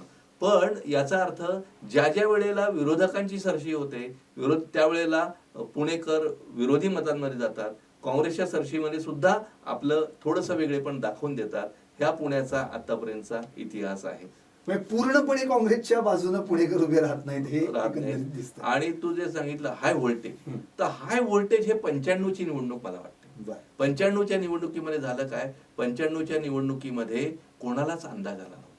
95च्या निवडणुकीपर्यंत काँग्रेस एके काँग्रेस आणि काँग्रेसची सरकार आणि काँग्रेसचं बहुमत आणि काँग्रेस ज्याला उभा करेल तो निवडून येणार अशी एक लोकांची धारणाच होती आणि होतही होतं तसं. 95च्या निवडणुकीत पहिल्यांदा काय झालं की 95च्या निवडणुकीमध्ये काँग्रेसला धक्का बसला. आता तो बसला पत्रकार म्हणून त्यावेळेला झालं काय, मी तुम्हाला माझी आठवण सांगतो आणि जो हाय व्होल्टेजचा थरार जो आहे तोही सांगतो. 95च्या निवडणुकीमध्ये सगळेजण म्हणजे पत्रपंडित, पत्रकारांमधले विश्लेषक, अमुक सगळेजण, राजकीय नेते सगळेजण असं म्हणत होते की काँग्रेसच पूर्ण निवडून येणार. पण तो एक आमचा आठवण अशी की त्यावेळेस पुण्याची अखिल मंडई आहे. अखिल मंडई मध्ये रात्री उशिरापर्यंत पहाटे 3-4 वाजेपर्यंत एक कट्टा चालायचा. ते मंडई विद्यापीठच त्याला म्हणायचे. आता या कट्ट्यावर आम्ही पत्रकार जायचो, वेगवेगळ्या पक्षातले नेते कार्यकर्ते यायचे आणि उशिरापर्यंत चर्चा चालायची. काय चाललंय, काय वातावरण आहे, सगळी चर्चा सर्व बाजूनी चालायची. त्या कट्ट्यावर सर्वजण म्हणत होते काँग्रेसचाच विजय होणार. पण त्या कट्ट्यावर आमचा मित्र दीपक रणधीर हा पूर्वाश्रमीचा पत्रकार होता औरंगाबादला, म्हणजे आताच्या संभाजीनगरला, आणि नंतर तो कार्यकर्ता झाला. शेवटी तो भारतीय जनता पक्षाचा कार्यकर्ता होता. हा जो पत्रकार त्यावेळेचा होता याचं निरीक्षण खूप अफाट होतं. त्यांनी तेथे मांडायला सुरुवात केली की काँग्रेसचं सरकार जाणार आहे आणि भारतीय जनता पक्ष शिवसेनेचं सरकार येणार आहे असं म्हणत. आम्ही सगळे होतो की अरे नाही, तसं नाही वाटत आहे, काँग्रेसच इथं येत आहे. मग तो म्हणायला लागला पुण्यामध्ये पर्वतीमध्ये दिलीप कांबळे निवडून येणार आहेत, इकडं याला कॅन्टोन्मेंट मध्ये, त्यावेळी कॅन्टोन्मेंट होता, आता हडपसर झाला, ते कॅन्टोन्मेंट मध्ये सूर्यकांत लोणकर निवडून येणार आहेत. आम्ही हसलो, काय वेड्यासारखं बोलतोय, सगळे हसले त्याला की याला काय. पण निवडणुकीचा निकाल ज्यावेळेस लागला त्यावेळेला त्याची सगळे निकाल, त्याची सगळे अंदाज आणि भाकीत खरी व्हायला लागली. मग नंतर निवडणुकीनंतर मी त्याच्याकडे गेलो, मला म्हटलं दीपक आम्हाला समजावून सांग की काय हे आहे आणि हे तू कसं मांडलंस. त्यांनी एक गोष्ट जी सांगितली ती आताच्या सर्व राजकीय कार्यकर्त्यांना, पत्रकारांना आणि ज्यांना निरीक्षण करायचं, अभ्यास करायचा, त्यांच्या दृष्टीने महत्वाची, मोलाची मार्गदर्शक ठरावी. त्यांनी काय सांगितलं, म्हणे मी लोकमानसाचा अभ्यास केला आणि तो कसा केला, पुण्याच्या कसबा पेठ भागामध्ये गेलो. कसबा पेठ भाग पुण्याचा जो एक जुनी कसबा पेठ, तिथं गावगाडा अजूनही आहे, म्हणजे विस्कळीत झालेला आहे पण तो अजूनही गावगाडा आहे. तिथले कारुनारू, आलुतेदार आणि सगळा तो यांचा जो गोतावळा आहे तो त्या कसब्यात आहे. तिथं मला लक्षात आलं की इतर मागासवर्गीय म्हणजे ओबीसी वर्ग हा काँग्रेसपासून दूर चाललेला आहे, हल्लेला आहे. मी औरंगाबादला गेलो, त्यावेळेच्या औरंगाबादला, आणि त्या औरंगाबादला गेलो तिथं सुद्धा मला असंच चित्र दिसलं की ओबीसी दूर चाललाय असं दीपकनी मांडलं. आणि त्यावरनं मी असा हे केला. त्याच वेळेला दुसरा मुद्दा, 89 मध्ये सुरुवातीला भाजप शिवसेनेची युती झाली आणि हिंदुत्ववादी वातावरण, रथयात्रा वगैरे हिंदुत्ववादी वातावरण हळूहळू निर्माण व्हायला लागलं होतं. त्याचा फटका आणि इतर मागासवर्गीयांचा फटका बसणार हे मी भाकीत केलं आणि ते खरं ठरलं. म्हणजे आपण सगळ्यांनी तो म्हणजे हरियाणाचे निकाल का चुकले, अमुक का झालं, तर लोकमानस समजून घेण्यात आपण कमी पडतो. राजकीय विश्लेषक, राजकीय पंडित, अमुक तमुक तुमचे एक्झिट पोल वगैरे सगळे एका बाजूला राहतात. लोकमानसापर्यंत आपण पोहोचलं पाहिजे. तो पोहोचला. ती 95ची निवडणूक ही हा मैलाचा दगड वेगळ्या अर्थाने ठरला, राजकारणाला वळण देणारा ठरला, पण त्यावरनं शिकण्यासारखी बाब ही लोकमानसा म्हणजे लोकांपर्यंत तुम्ही पोहोचलं पाहिजे, त्यांचं मानस तुम्ही उलगडलं पाहिजे, तर तुम्हाला निकालाचा अंदाज येऊ शकतो. आणि लोक त्याचा विचार करतात. म्हणजे आता मोबाईल आहेत, आता सोशल मीडियावर आहेत, आता सगळेजण एकमेकांशी बोलतात, आपली मतं टाकतात. बिहारमध्ये काय तरुण बोलतो हे इथं कळतं. त्यावेळेला साधे फोन पण नव्हते. तर या वेळेला तुम्ही लक्षात घ्या, 77 मध्ये इंदिरा गांधींचा पराभव करताना काश्मीर मधला माणूस आणि कन्याकुमारीचा माणूस एकच विचार करत होता. एकाच विचाराने त्यांनी काँग्रेसला पाडलं. 80 मध्ये त्याच बाईंना, इंदिराबाईंना त्यांनी परत आणलं. बरोबर आहे. 84 मध्ये त्यांनी निकाल दिला. त्यांनी म्हणजे कुठल्याही संपर्काचं साधन नसताना आपलं लोकमानस जे आहे ते एकच विचार करतं आणि त्यानुसार आपल्या देशातलं सत्तांतर घडू शकतं. हा मोठा लोकशाहीचा विजय आहे. पण महाराष्ट्राच्या विधानसभेकडे येताना 95ची निवडणूक ही खूप लक्षात राहण्यासारखी अशी निवडणूक होती. नक्कीच. म्हणजे त्या निवडणूक काळातल्या सगळ्याच लढती हाय व्होल्टेज म्हणता येतील अशी परिस्थिती, कारण की तेव्हा सत्तेनेच कूच बदलली होती. आता आपण येऊयात पुण्यातल्या लढतींकडे. 8 मतदारसंघ म्हणजे 6 आणि 2 शेजारचे. तर या सगळ्या 8 मतदारसंघांचा आता आपण विचार केला तर आता पुण्यातली जर कुठली हाय व्होल्टेज लढत असेल तर ती म्हणजे कसबा. आता तुम्ही कसब्याचंच उदाहरण दिलं आणि कसब्यातली आता अशी परिस्थिती आहे की तेच मैदान आहे, तेच उमेदवार आहेत आणि पोटनिवडणूक नाहीये पण विधानसभा आहे. म्हणजे निवडणूक पण तीच आहे. आता प्रश्न असा उरतोय की 1 वर्ष फक्त या दोघांना एकमेकांच्या विरोधात उभं राहून झालेलं आहे. पण या 1 वर्षात लोकसभेची पण निवडणूक होऊन गेलेली आहे. आता कसब्यातलं जर गणित बघितलं आपण तर पुन्हा एकदा रवींद्र धंगेकरांना उमेदवारी मिळाली काँग्रेसकडून, हेमंत रासनेंना पुन्हा एकदा भाजपकडून. पण यंदा मात्र काँग्रेसमध्ये बंडखोरीचं पण या ठिकाणी प्रमाण पुण्यामध्ये वाढलेलं दिसतंय. कारण की इथे जशी कसब्यात बंडखोरी झाली तशी शिवाजीनगरमध्ये पण झाली आणि पर्वतीमध्ये भले काँग्रेसच्या उमेदवाराला तो बंडखोरीचा त्रास नसेल पण तिथल्या घटक पक्षाला मात्र काँग्रेसच्या उमेदवारांनी केलेल्या बंडखोरीचा त्रास झालेला आहे.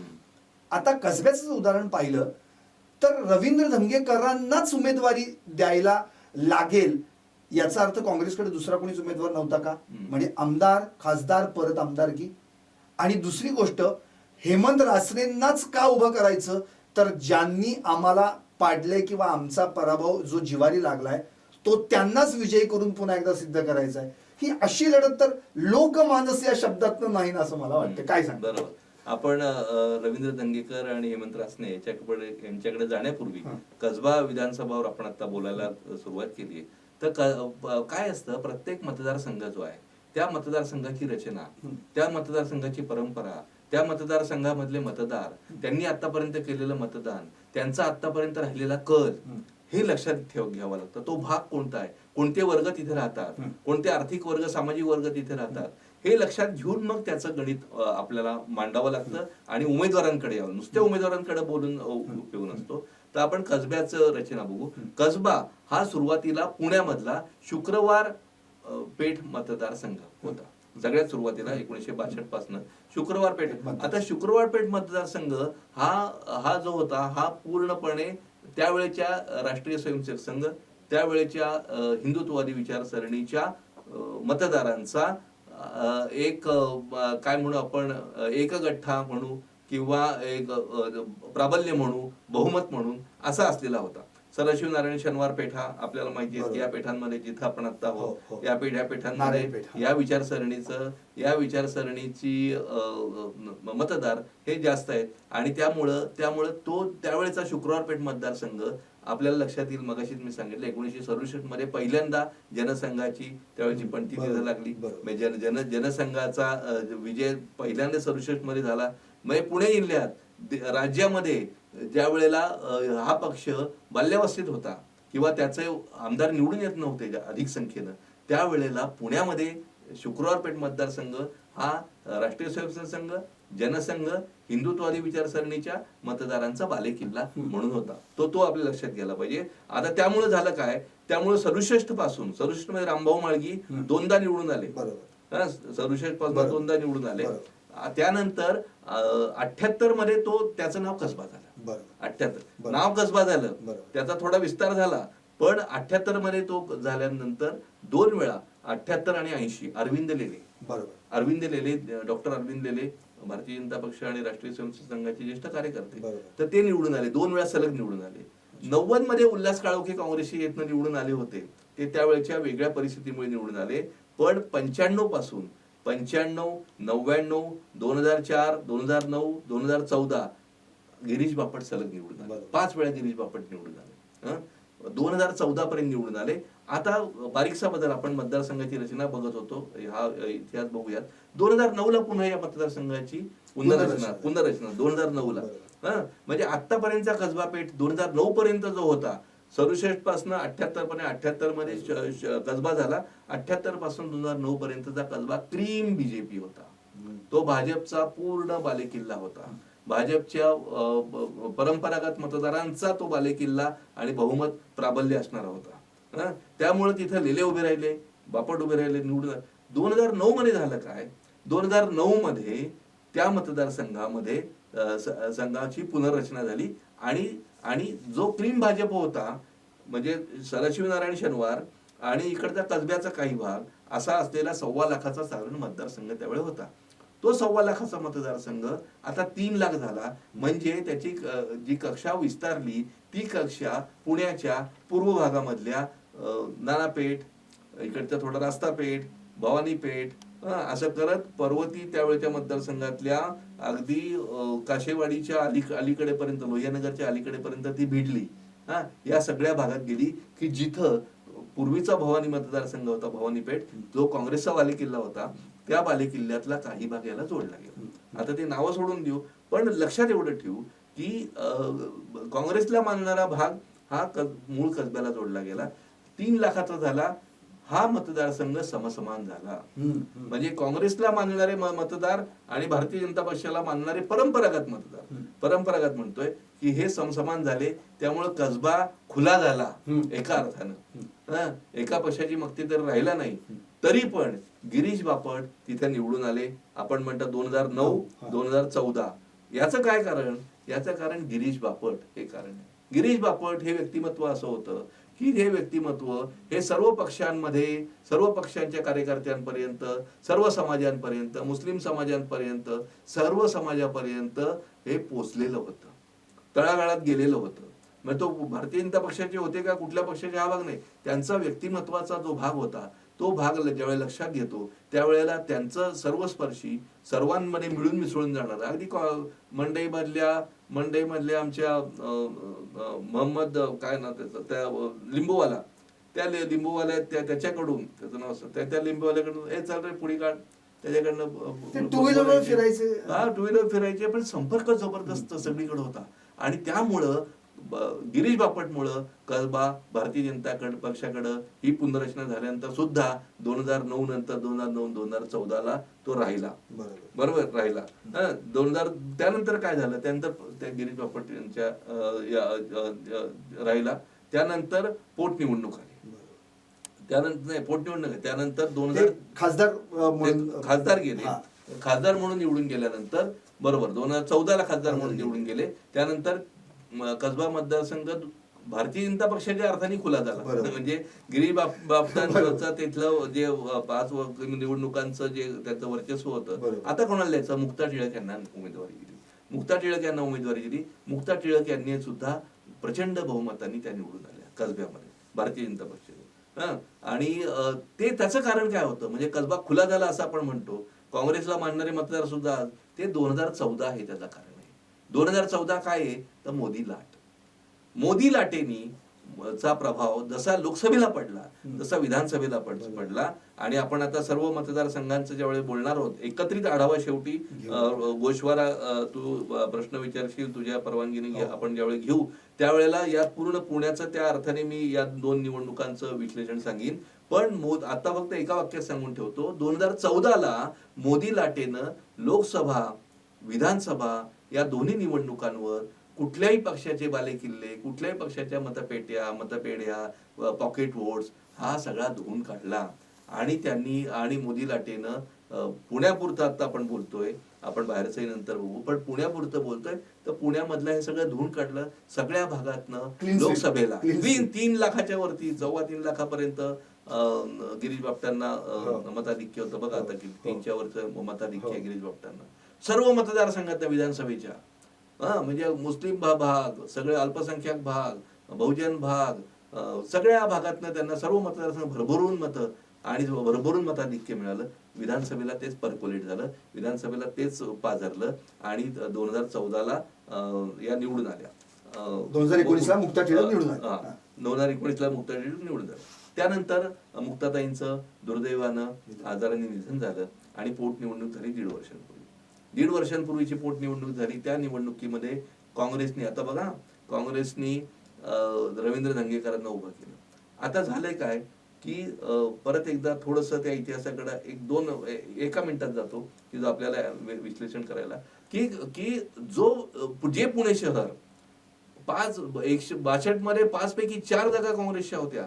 नंतर काँग्रेसचं बहुमत सातत्याने आलं 95 पर्यंत. नंतरही काँग्रेसच्या 5 पैकी किंवा 6 पैकी 4 जागा काँग्रेसच्या असायच्या.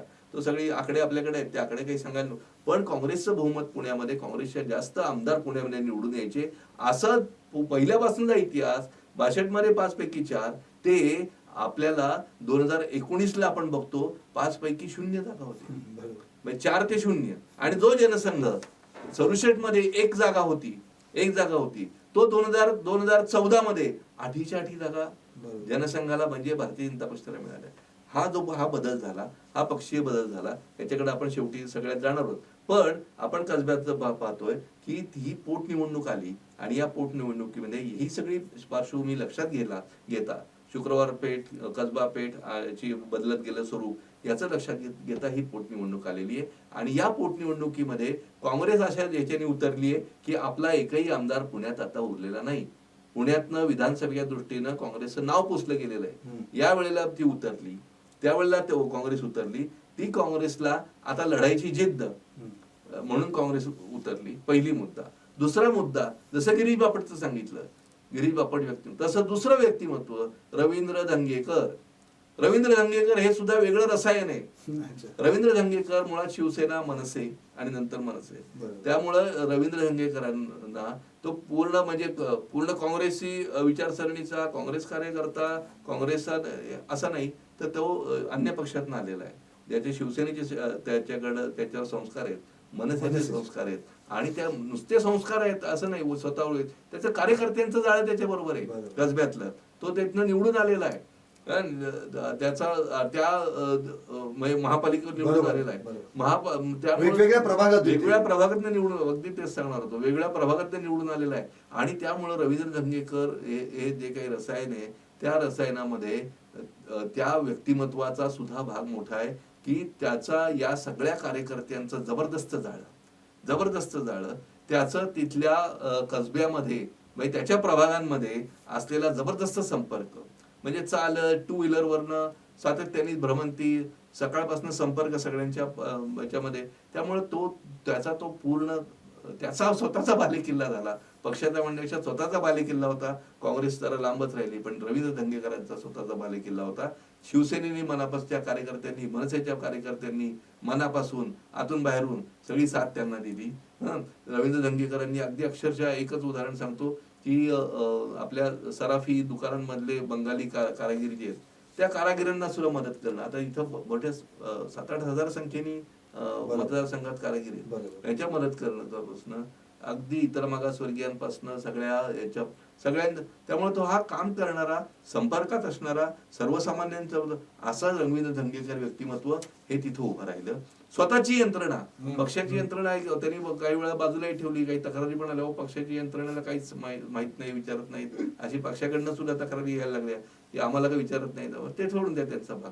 पण पक्षाची काही मंडळी रवींद्र आणि त्याची स्वतःची यंत्रणेने त्यांनी जबरदस्त प्रचार केला.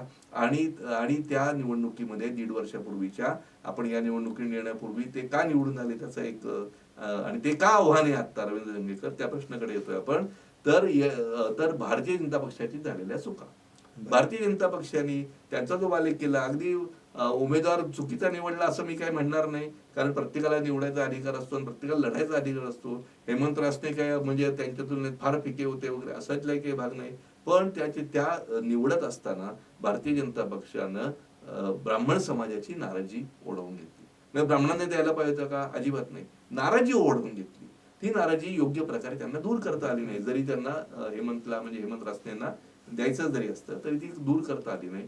टिळकांच्या घराण्यामध्ये ते द्यायचं होतं की अमुक होतं, हा सगळा तिथे वाद झाला आणि त्यावेळेला तो समाजही दुखावला गेला, नाराज झाला. बरोबर आहे. त्यामुळं एक जिन्सीपणा आला नाही.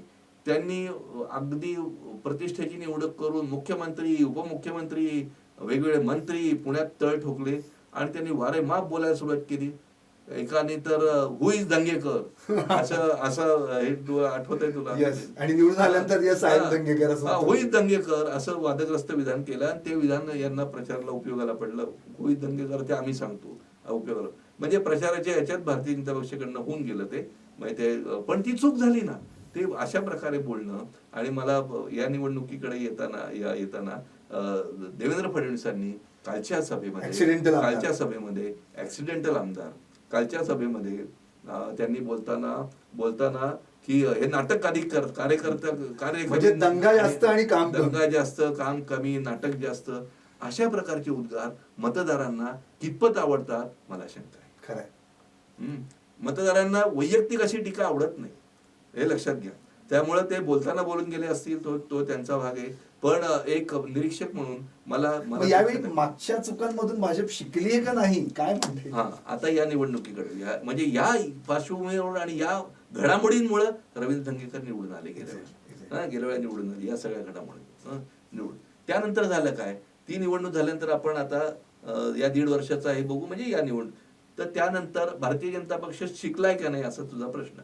त्याचा पहिला मुद्दा असा की हेमंत रासने यांनी पराभूत झाल्यानंतर दुसऱ्या दिवसापासून तिथे आपण साध्या भाषेत, पत्रकारांच्या भाषेत, लेखी भाषेत आपण बातम्यात लिहितो, ढोबळमानानं गुळगुळीत झाले शब्द, कामाला सुरुवात केली. काय कामाला सुरुवात केली असं म्हणजे कामाला सुरुवात म्हणजे त्याचा म्हणजे प्रत्यक्षामध्ये काय तर संपर्क रोज अगदी ज्या भागामध्ये, पूर्व भागामध्ये, पेठांमध्ये, बहुजन वस्तीमध्ये, या सगळ्या कारणांच्या वस्तीमध्ये किंवा कसबापासून भवानी आणि या शुक्रवार पेठांपर्यंत त्यांनी काय केलं, त्यांनी संपर्क चांगला विणला. हेमंत रासने चांगला संपर्क विणला.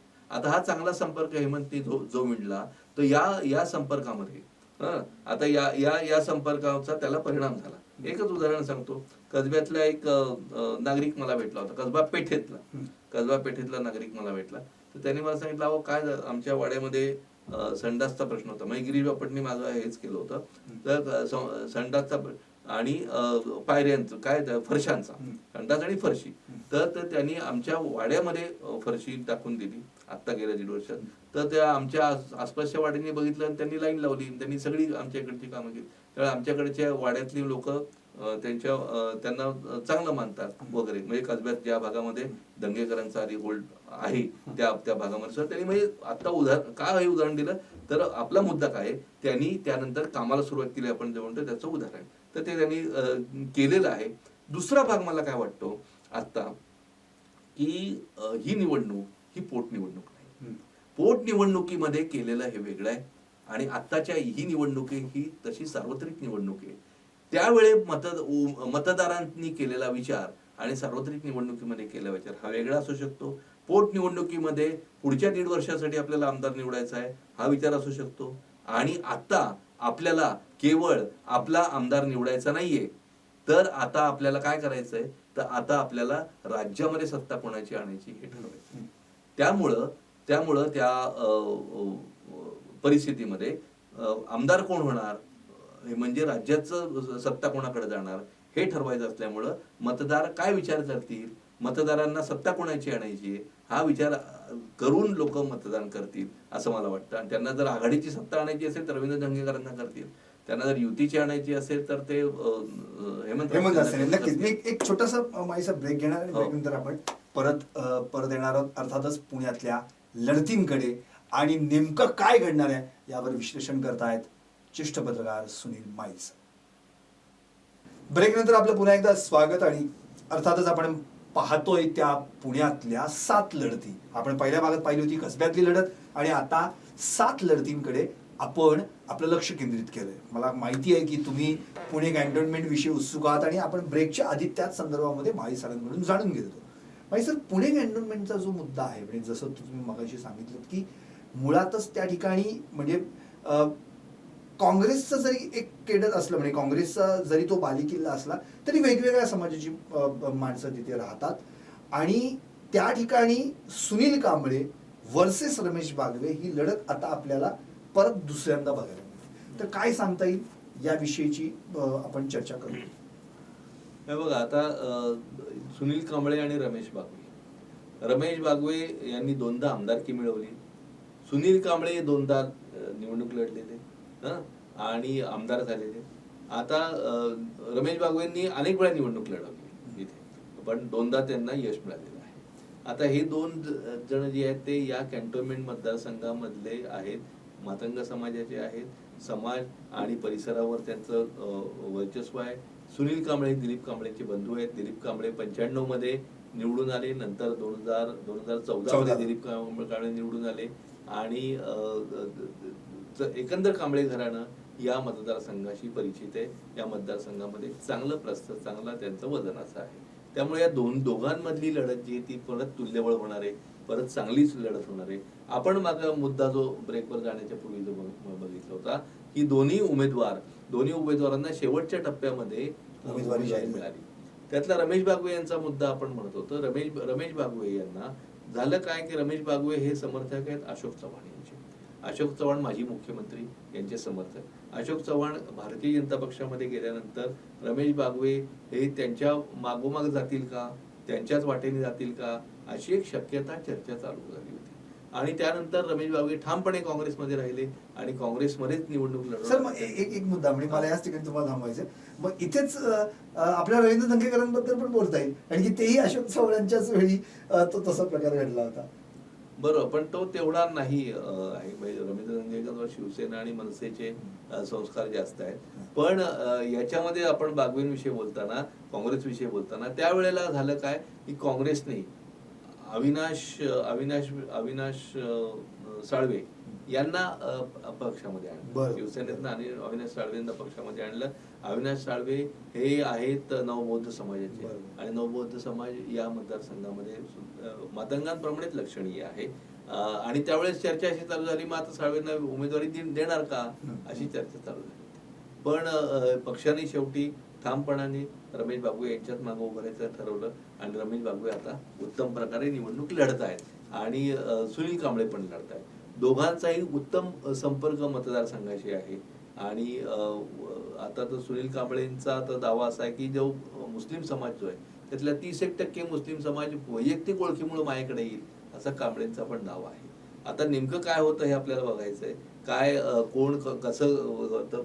पण या मतदारसंघाचा एकंदर स्वभाव, मतदारसंघाची एकंदर रचना आणि मतदार हे आतापर्यंत जरी काँग्रेस माइंडेड असले तरी एक लक्षात घ्या की 2014, 2019 आणि 2024 हे भारतीय जनता पक्षाने मिळवलेला विजय आहे.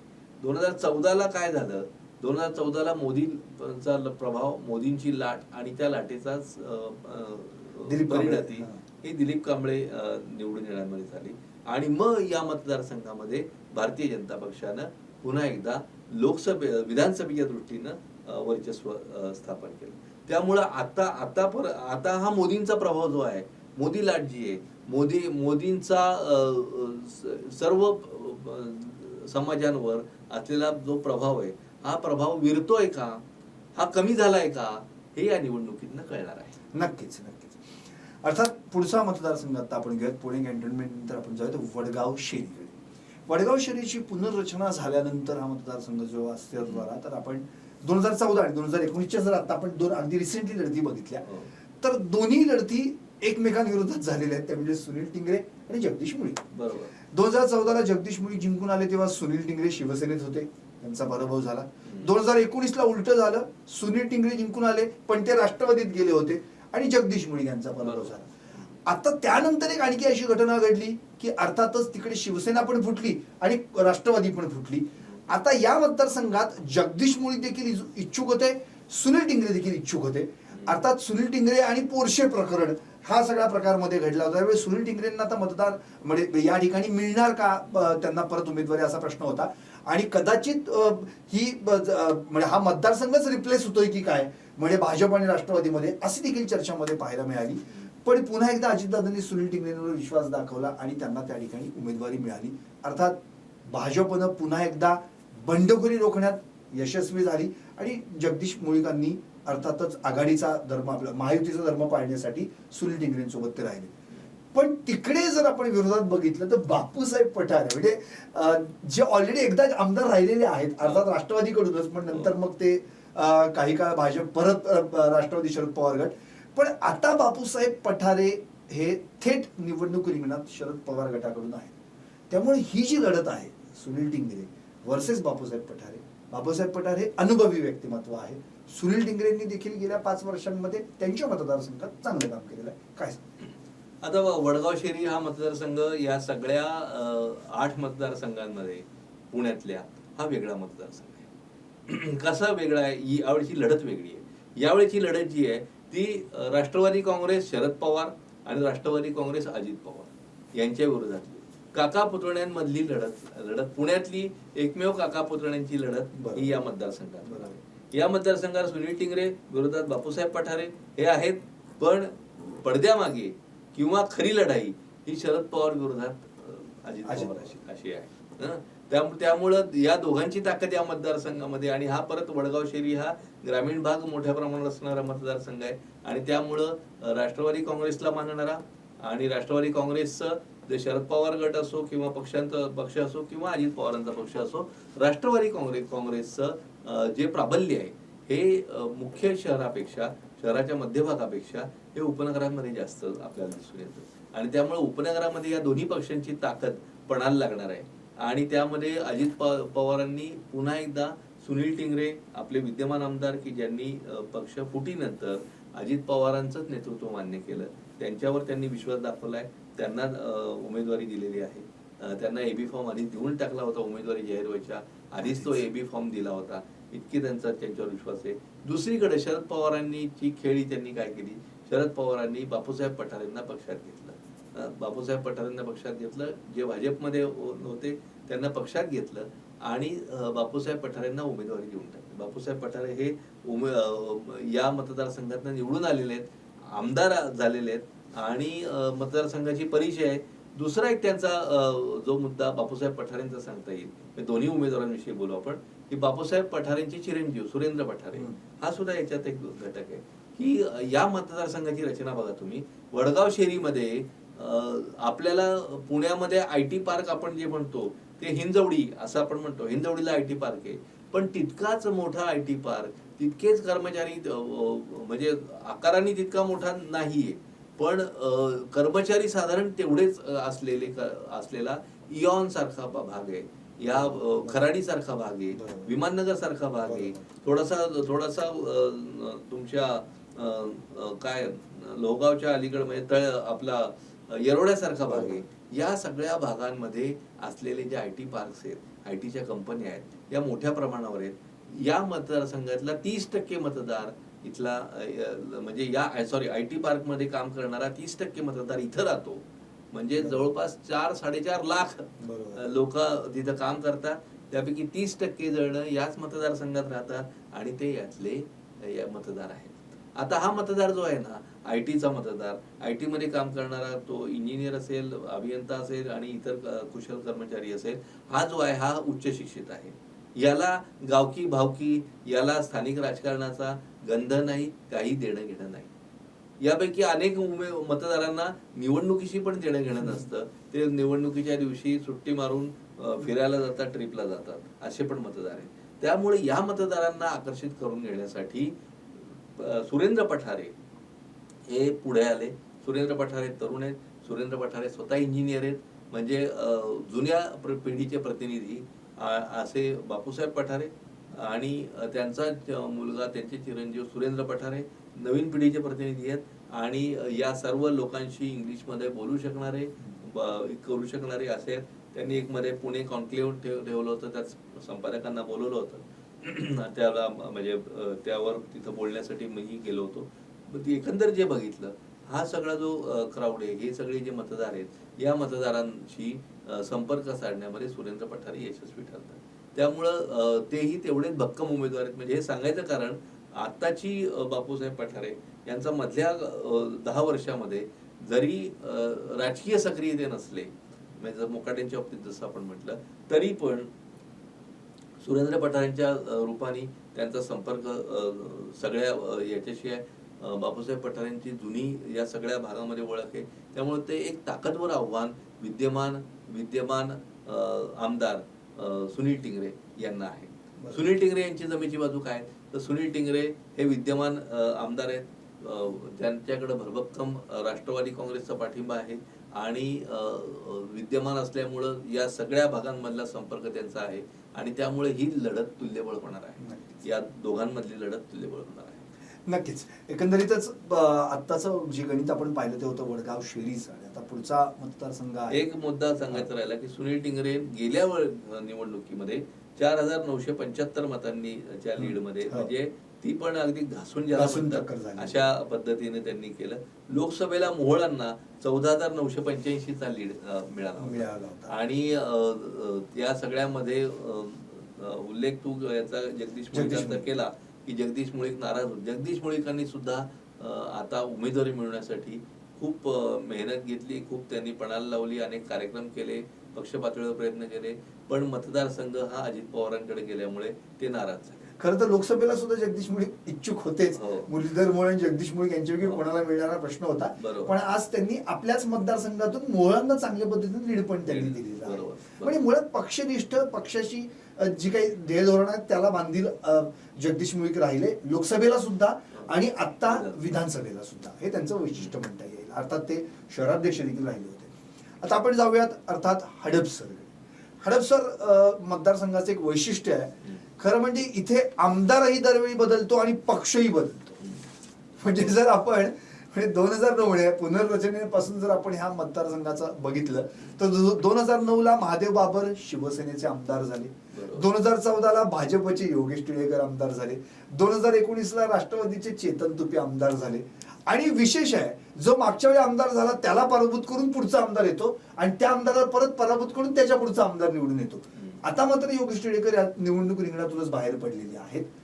आता इथली जी परिस्थिती आहे, महादेव बाबर देखील बाहेर पडलेले आहे. त्यामुळे आता जी परिस्थिती आहे ते विद्यमान आमदार चेतन तुपे जे राष्ट्रवादी अजित पवार गटाकडून उभे आहेत त्यांच्या विरोधात त्या ठिकाणी पाहिलं तर राष्ट्रवादी शरद पवार गटाचे शहर प्रमुख म्हणजे शहराध्यक्ष आपण ज्यांना म्हणू आणि पुण्याचे माजी महापौर प्रशांत जगताप आणि तिसरं नाव ते देखील एका पक्षाचे म्हणजे मनसेचे पुणे शहर प्रमुख आहेत साईनाथ बाबर.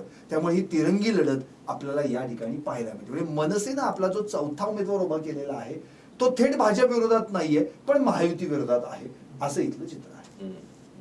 बरोबर. आता बरोबर तू जिथं सांगितलं. आता हडपसर हा पूर्वी तसा कॅन्टोन्मेंट मतदारसंघाचा भाग होता.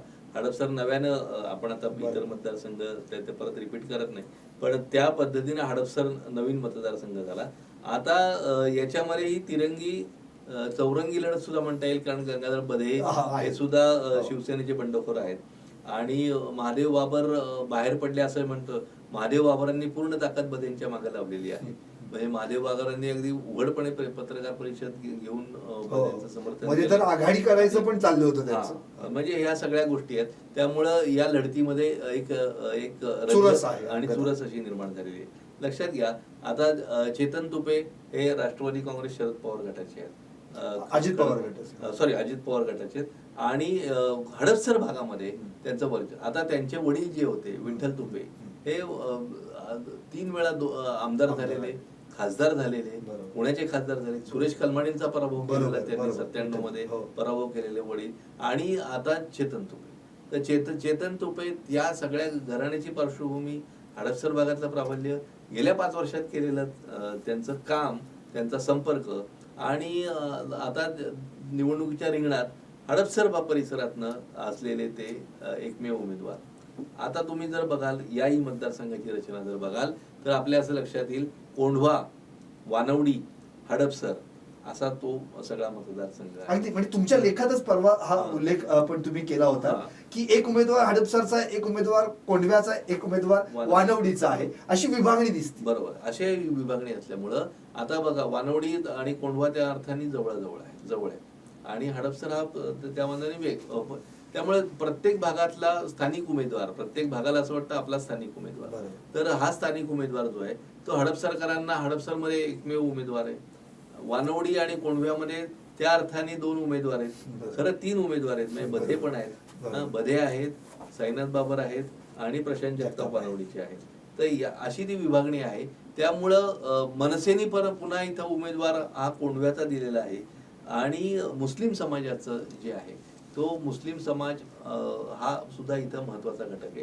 कोंढवा परिसरामध्ये मुस्लिम समाज मोठ्या प्रमाणावर आहे आणि या मोठ्या प्रमाणावर असलेला मुस्लिम समाज या वेळेला काय करतो, हा भारतीय जनता पक्षाच्या विरोधात तर नक्की जाऊन काँग्रेसला नक्की जाईल. तो कोणाकडे जाईल? तो प्रशांत जगतापांकडे जाईल, साईनाथ बाबरांकडे जाईल.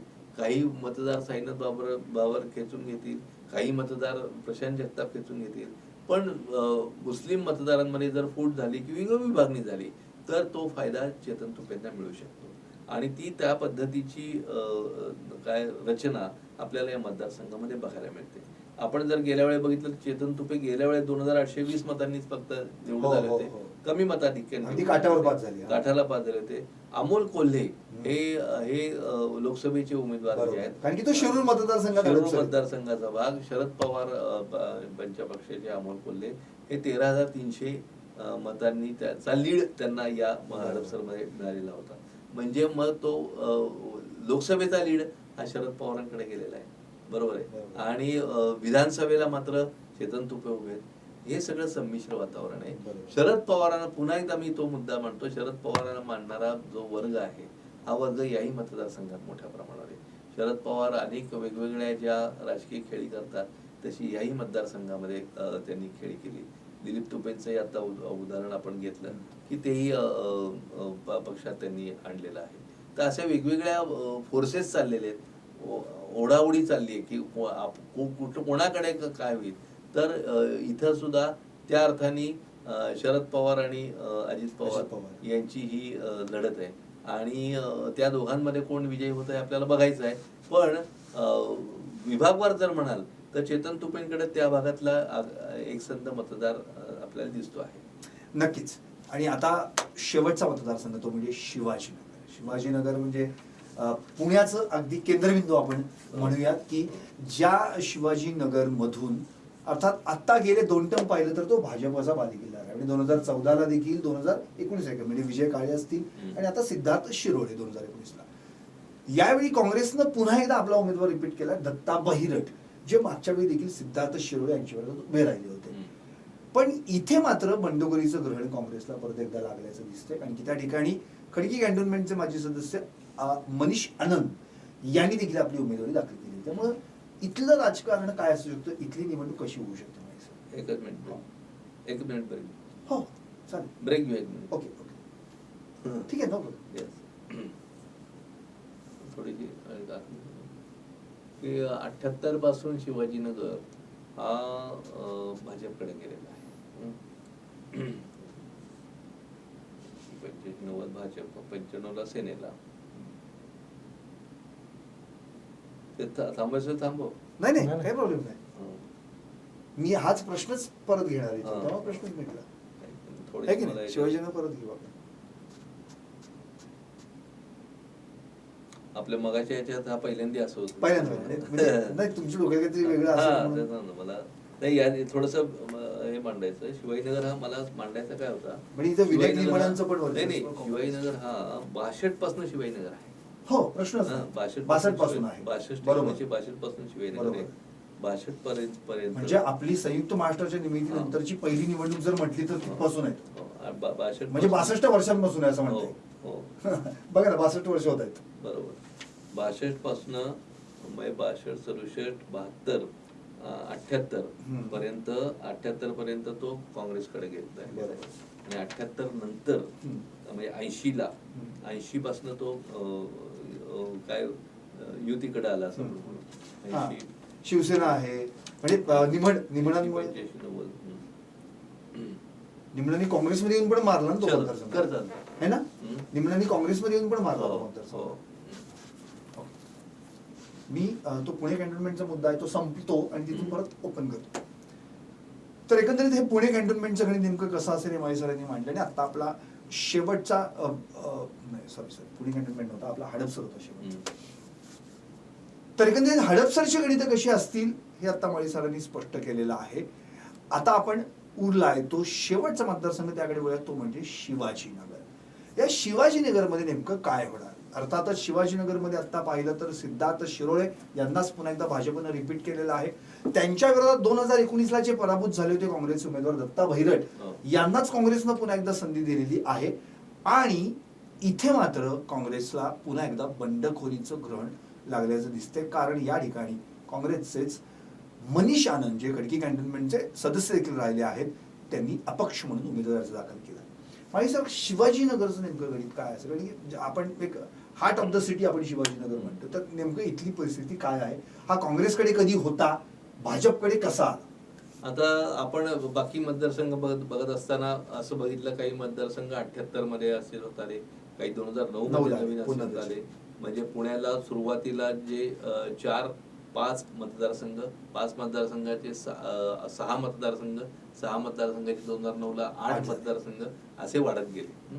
तर 78 मध्ये 6 झाले आधी 5 होते आणि 2009ला ते 8 झाले. हे सगळं आपण बघितलं. पण पहिल्यापासून म्हणजे 1960ला महाराष्ट्र राज्याची स्थापना झाली आणि 1962 पासून आतापर्यंतच्या निवडणुकीमध्ये शिवाजीनगर हा मतदारसंघ कायम आहे. शिवाजीनगर पहिल्यापासून मतदारसंघ आहे आणि तो पहिल्यापासून जो होता तो आपण बघितला 62 पासून तो काँग्रेसकडे होता आणि काँग्रेसचं तिथं प्राबल्य होतं त्या सगळ्या भागामध्ये. पण आपण असं बघतो की 78 पासून जनता पक्षाच्या स्थापनेत 78 पासून शिवाजीनगर हा भाजपकडे आलेला आहे. म्हणजे भाजपच्या काय म्हणायचं प्राबल्यामध्ये भाजपला मानणाऱ्या मतदारांची संख्या शिवाजीनगरमध्ये मोठ्या प्रमाणावर आहे असं आपल्या लक्षात येईल. आता त्यामुळं 80, 85, 90 78 नंतर 80, 85, 90 या तिन्ही वेळेला भारतीय जनता पक्षाचे निवडून आले. एकदा अण्णा जोशी निवडून आले. त्यानंतर 95ला हा मतदारसंघ शिवसेनेला युतीमध्ये देण्यात आला. 95ला आता 95ला युतीमध्ये दिला. 2009ला पुन्हा एकदा काँग्रेस तिथे निवडून आली विनायक निमणांच्या. त्याला 2 कारणं. एक तर मतदारसंघाची रचना 2009ला बदलली. आपण बघितलं की कोथरूड अलग झाला आणि शिवाजीनगर अलग झाला आणि निमणांच्या मागे असलेलं सेनेचं बळ विनायक निमणांच्या मागे. यामुळं 2009ला मध्ये एकदा काँग्रेसला आला. पण 2014 पासून पुन्हा तो भारतीय जनता पक्षाकडे गेला. मोदींच्या प्रभावामुळे 2014 आणि 2019 या दोन्ही वेळेला तो आणि आता आपण शिवाजीनगर जर बघतोय हा जसा आपण कसब्याचं वर्णन केलं समसमान झाला तसा हा समसमान मतदारसंख्येच्या दृष्टीनं तो समसमान आहे. शिवाजीनगर त्या अर्थाने समसमान आहे. पण मोदींच्या इफेक्टमुळे 2009ला काँग्रेसचे निवडून आले. 2009 नंतर 14 आणि 19ला भारतीय जनता पक्षाचे निवडून आले. आता 24 मध्ये काय होईल हा यातला प्रश्न आहे. आपण बघितलं की आमदार सिद्धार्थ शिरोळे प्रथमच निवडून आले भारतीय जनता पक्षाचे 2019ला. शिरोळेंविषयी सांगायचं तर शिरोळेंचं घराणं मोठं आहे. शिरोळे घराणं त्या अर्थाने त्या भागामध्ये एक मोठं प्रस्थ आहे. शिरोळ्यांच्या अनेक जमिनी त्या भागात होत्या. म्हणजे अगदी काँग्रेस हाऊस पर्यंत ते शिरोळे फॅमिली सगळी त्यांची मोठी फॅमिली तिथपर्यंतच्या जमिनी होत्या. नंतर त्यांचे वडील खासदार अनिल शिरोळे हे खासदार पुण्याचे झाले. सुशिक्षित व्यक्तिमत्व आहे सिद्धार्थ शिरोळे. पण गेल्या 5 वर्षामध्ये मतदारसंघातला संपर्क आणि मतदारसंघातली केलेली अगदी झोपडपट्ट्यांपर्यंत सुद्धा केलेली त्यांनी कामं आपण आता विद्यापीठ चौकातला उड्डाणपूल पासून म्हणजे जो दुहेरी उड्डाणपूल आहे तो मार्गी लावण्यापासून अनेक पाणी योजनांपर्यंत वेगवेगळे कामं त्यांनी केलेली कामं ही त्यांचे प्लस पॉईंट आहे. त्यामुळं शिरोळेंनी दुसऱ्या वेळेला शिरोळेंना पक्षांनी संधी अगदी दिलेली आहे. आता दुसरीकडे काँग्रेसचे दत्ता भैरट बघू. दत्ता भैरटांनी गेल्या निवडणुकीमध्ये म्हणजे 2019च्या निवडणुकीमध्ये काँग्रेसकडून चांगली लढत दिली. दत्ता बहिरट हे सुद्धा त्या भागातलं काँग्रेसचं एक चांगलं घराणं आहे, चांगल्या पद्धतीनं त्यांनी काम करणारे कार्यकर्ते आहेत. त्यामुळे गेल्या वेळेला 5124 मतांचं आधिक्य फक्त मिळालं आणि त्यांनी लढत चांगली दिली होती. लोकसभेला मोहळांना फक्त 3334 मतांची लढत आघाडी होती, लीड होता. आता इतर ठिकाणी 20,000 30,000 कोथरूड सारख्या ठिकाणी तर 75,000 पर्यंत 74,000 पर्यंतचा लीड हा मोहळा मिळवत असताना शिवाजीनगर मधनं फक्त 3300 मतांचा लीड त्यांना मिळालेला आहे. याचा अर्थ इथं काँग्रेसचा मानणारा वर्ग जो आहे तो आहे आणि काँग्रेसने चांगलं काम केलेलं आहे. त्यामुळं या मतदारसंघातल्या लढतीकडे सगळ्यांचं लक्ष आहे. आता मुद्दे कसे, स्थानिक मुद्दे आणि तत्कालीन मुद्दे आत्ताचे कसे मागे पुढे होतात बघा. पहिला मुद्दा म्हणजे दत्ता बहिरट यांची प्रकृतीमध्ये अस्वास्थ्य होतं. आता ते कार्यरत झालेले, त्यांनी प्रचाराला सुरुवात केलेली आहे. आता प्रचार जरी उशिरा चालू झाला तरी त्याचा मला असं वाटत नाही की काही मतदानावर परिणाम होतो. कारण मतदार जे आहेत ते जागच्या जागी असतात. मतदारांना तुम्ही आता बघा, तुमच्या इथं आपण आता बसलोय, बाहेरनं समजा एका पक्षाच्या रिक्षा फिरून गेली, दुसऱ्या पक्षाची रिक्षा फिरून गेली, तर एका पक्षाची 4 वेळा जर रिक्षा गेली तर आणि प्रचार केला की इथली मतं काही बदलत नाही. ती मतं आहेत ती मतं सारखीच राहतात, एकाच प्रकारची राहतात. हा प्रचार जो आहे वातावरण निर्मितीचा काही टक्क्याचा भाग असतो. त्यामुळं प्रचाराला उशिरा सुरुवात केली म्हणून मतदानावर परिणाम झाला असं होत नाही. त्यामुळे बहिरट हे सुद्धा तितकेच स्पर्धेत आहेत. पण तिसरा जो अँगल जो आहे तो मनीषा यांचा. मनीषा कॅन्टोन्मेंट बोर्डाचे, त्यांच्या पत्नीही कॅन्टोन्मेंट बोर्डाच्या. आता कॅन्टोन्मेंट बोर्ड हा खडकी कॅन्टोन्मेंट बोर्ड जो आहे 8 सदस्यांमध्ये जवळपास 5-6 सदस्य हे भारतीय जनता पक्षाला मानणारे, 2 काँग्रेसचे आहे. आता त्या भागातले मनीष आनंद यांचा संपर्क, त्या भागामध्ये मनीष आनंद यांचे कार्यकर्ते, त्या भागामध्ये मनीष आनंद यांना मानणारा मतदार वर्ग हा सगळा असल्यामुळं काही प्रमाणात त्यांच्याकडून निश्चितच परिणाम होणार आहे. म्हणजे त्यांची तर अपेक्षा अशी की आपल्याला सांगली पॅटर्न प्रमाणे आपल्याला सर्व मतदार मतं देतील, या त्यांनाही आपल्या शुभेच्छा आहेत किंवा त्यांचे त्या पद्धतीने ते प्रयत्न करतायत. परंतु आपण जर बघितलं तर एकंदर परिस्थितीमध्ये मनीष आनंद यांच्यामुळं काँग्रेसच्या मतांमध्ये विभागणी मोठ्या प्रमाणावर निश्चित होऊ शकणार आहे, ज्याचा लाभ हा सिद्धार्थ शिरोळे त्यांच्या पथ्यावर पडण्याची शक्यता आहे. निवडणुकी खुली आहे, म्हणजे इथं सुद्धा चुरशीची लढत आहे की असं निश्चितपणे कोणी सांगू शकत नाही सिद्धार्थ शिरोळे निवडून येतील, असं निश्चितपणे कोणी सांगू शकत नाही दत्ता बहिरट निवडून येतील. पण काटेकी टक्कर ज्याला म्हणतात, ती काटेकी टक्कर ही आपण पुण्याचे 8 मतदारसंघ जर बघितले तर या 8 मतदारसंघामध्ये एक तर शिवाजीनगरमध्ये आहे, एक तर आपण कॅन्टोन्मेंट मध्ये बघू, कसब्यामध्ये बघू, या काटेकी टक्कर आहे. बाकी ठिकाणी प्रिडिक्शन करता येऊ शकतं. ते प्रिडिक्शन योग्य ठरेल असं नाही, बरोबर ठरेल असं नाही, बाकीत योग्य ठरेल असं नाही, पण इथं सांगता येत नाही. अशा या 3 जागा तरी पुण्यातल्या आपल्याला दिसून येतात. त्यामध्ये शिवाजीनगर आहे, म्हणून इथली लढत चुरशीची आणि रंगतदार शेवटपर्यंत होणार आहे. टूर्स अँड ट्रॅव्हल्स विश्वातील एक विश्वसनीय नाव मँगो हॉलिडेज घेऊन आले आहेत धम्माल फॉरेन टूर्स खास तुमच्यासाठी. एक्झॉटिक युरोप 17 रात्री 18 दिवस, साऊथ आफ्रिकन सफारी 9 रात्री 10 दिवस, नॉर्दर्न लाईट्स 8 रात्री 9 दिवस, दुबई अबुधाबी 5 रात्री 6 दिवस, व्हिएतनाम कंबोडिया 8 रात्री 9 दिवस. तर आजच आपली सीट बुक करा आणि आपल्या फॉरेन टूर्स मेमोरेबल करा. मँगो हॉलिडेज म्हणजेच अविस्मरणीय सहलीचा अनुभव. मँगो हॉलिडेज, 4था मजला, स्वोजस कॅपिटल अतिथी रेस्टॉरंटच्या वर, लॉ कॉलेज रस्ता, पुणे 4. संपर्क पुणे 83 839 505 किंवा 80 80 81 74 54. मुंबई 83 839 503 किंवा 96 53 18 74 78.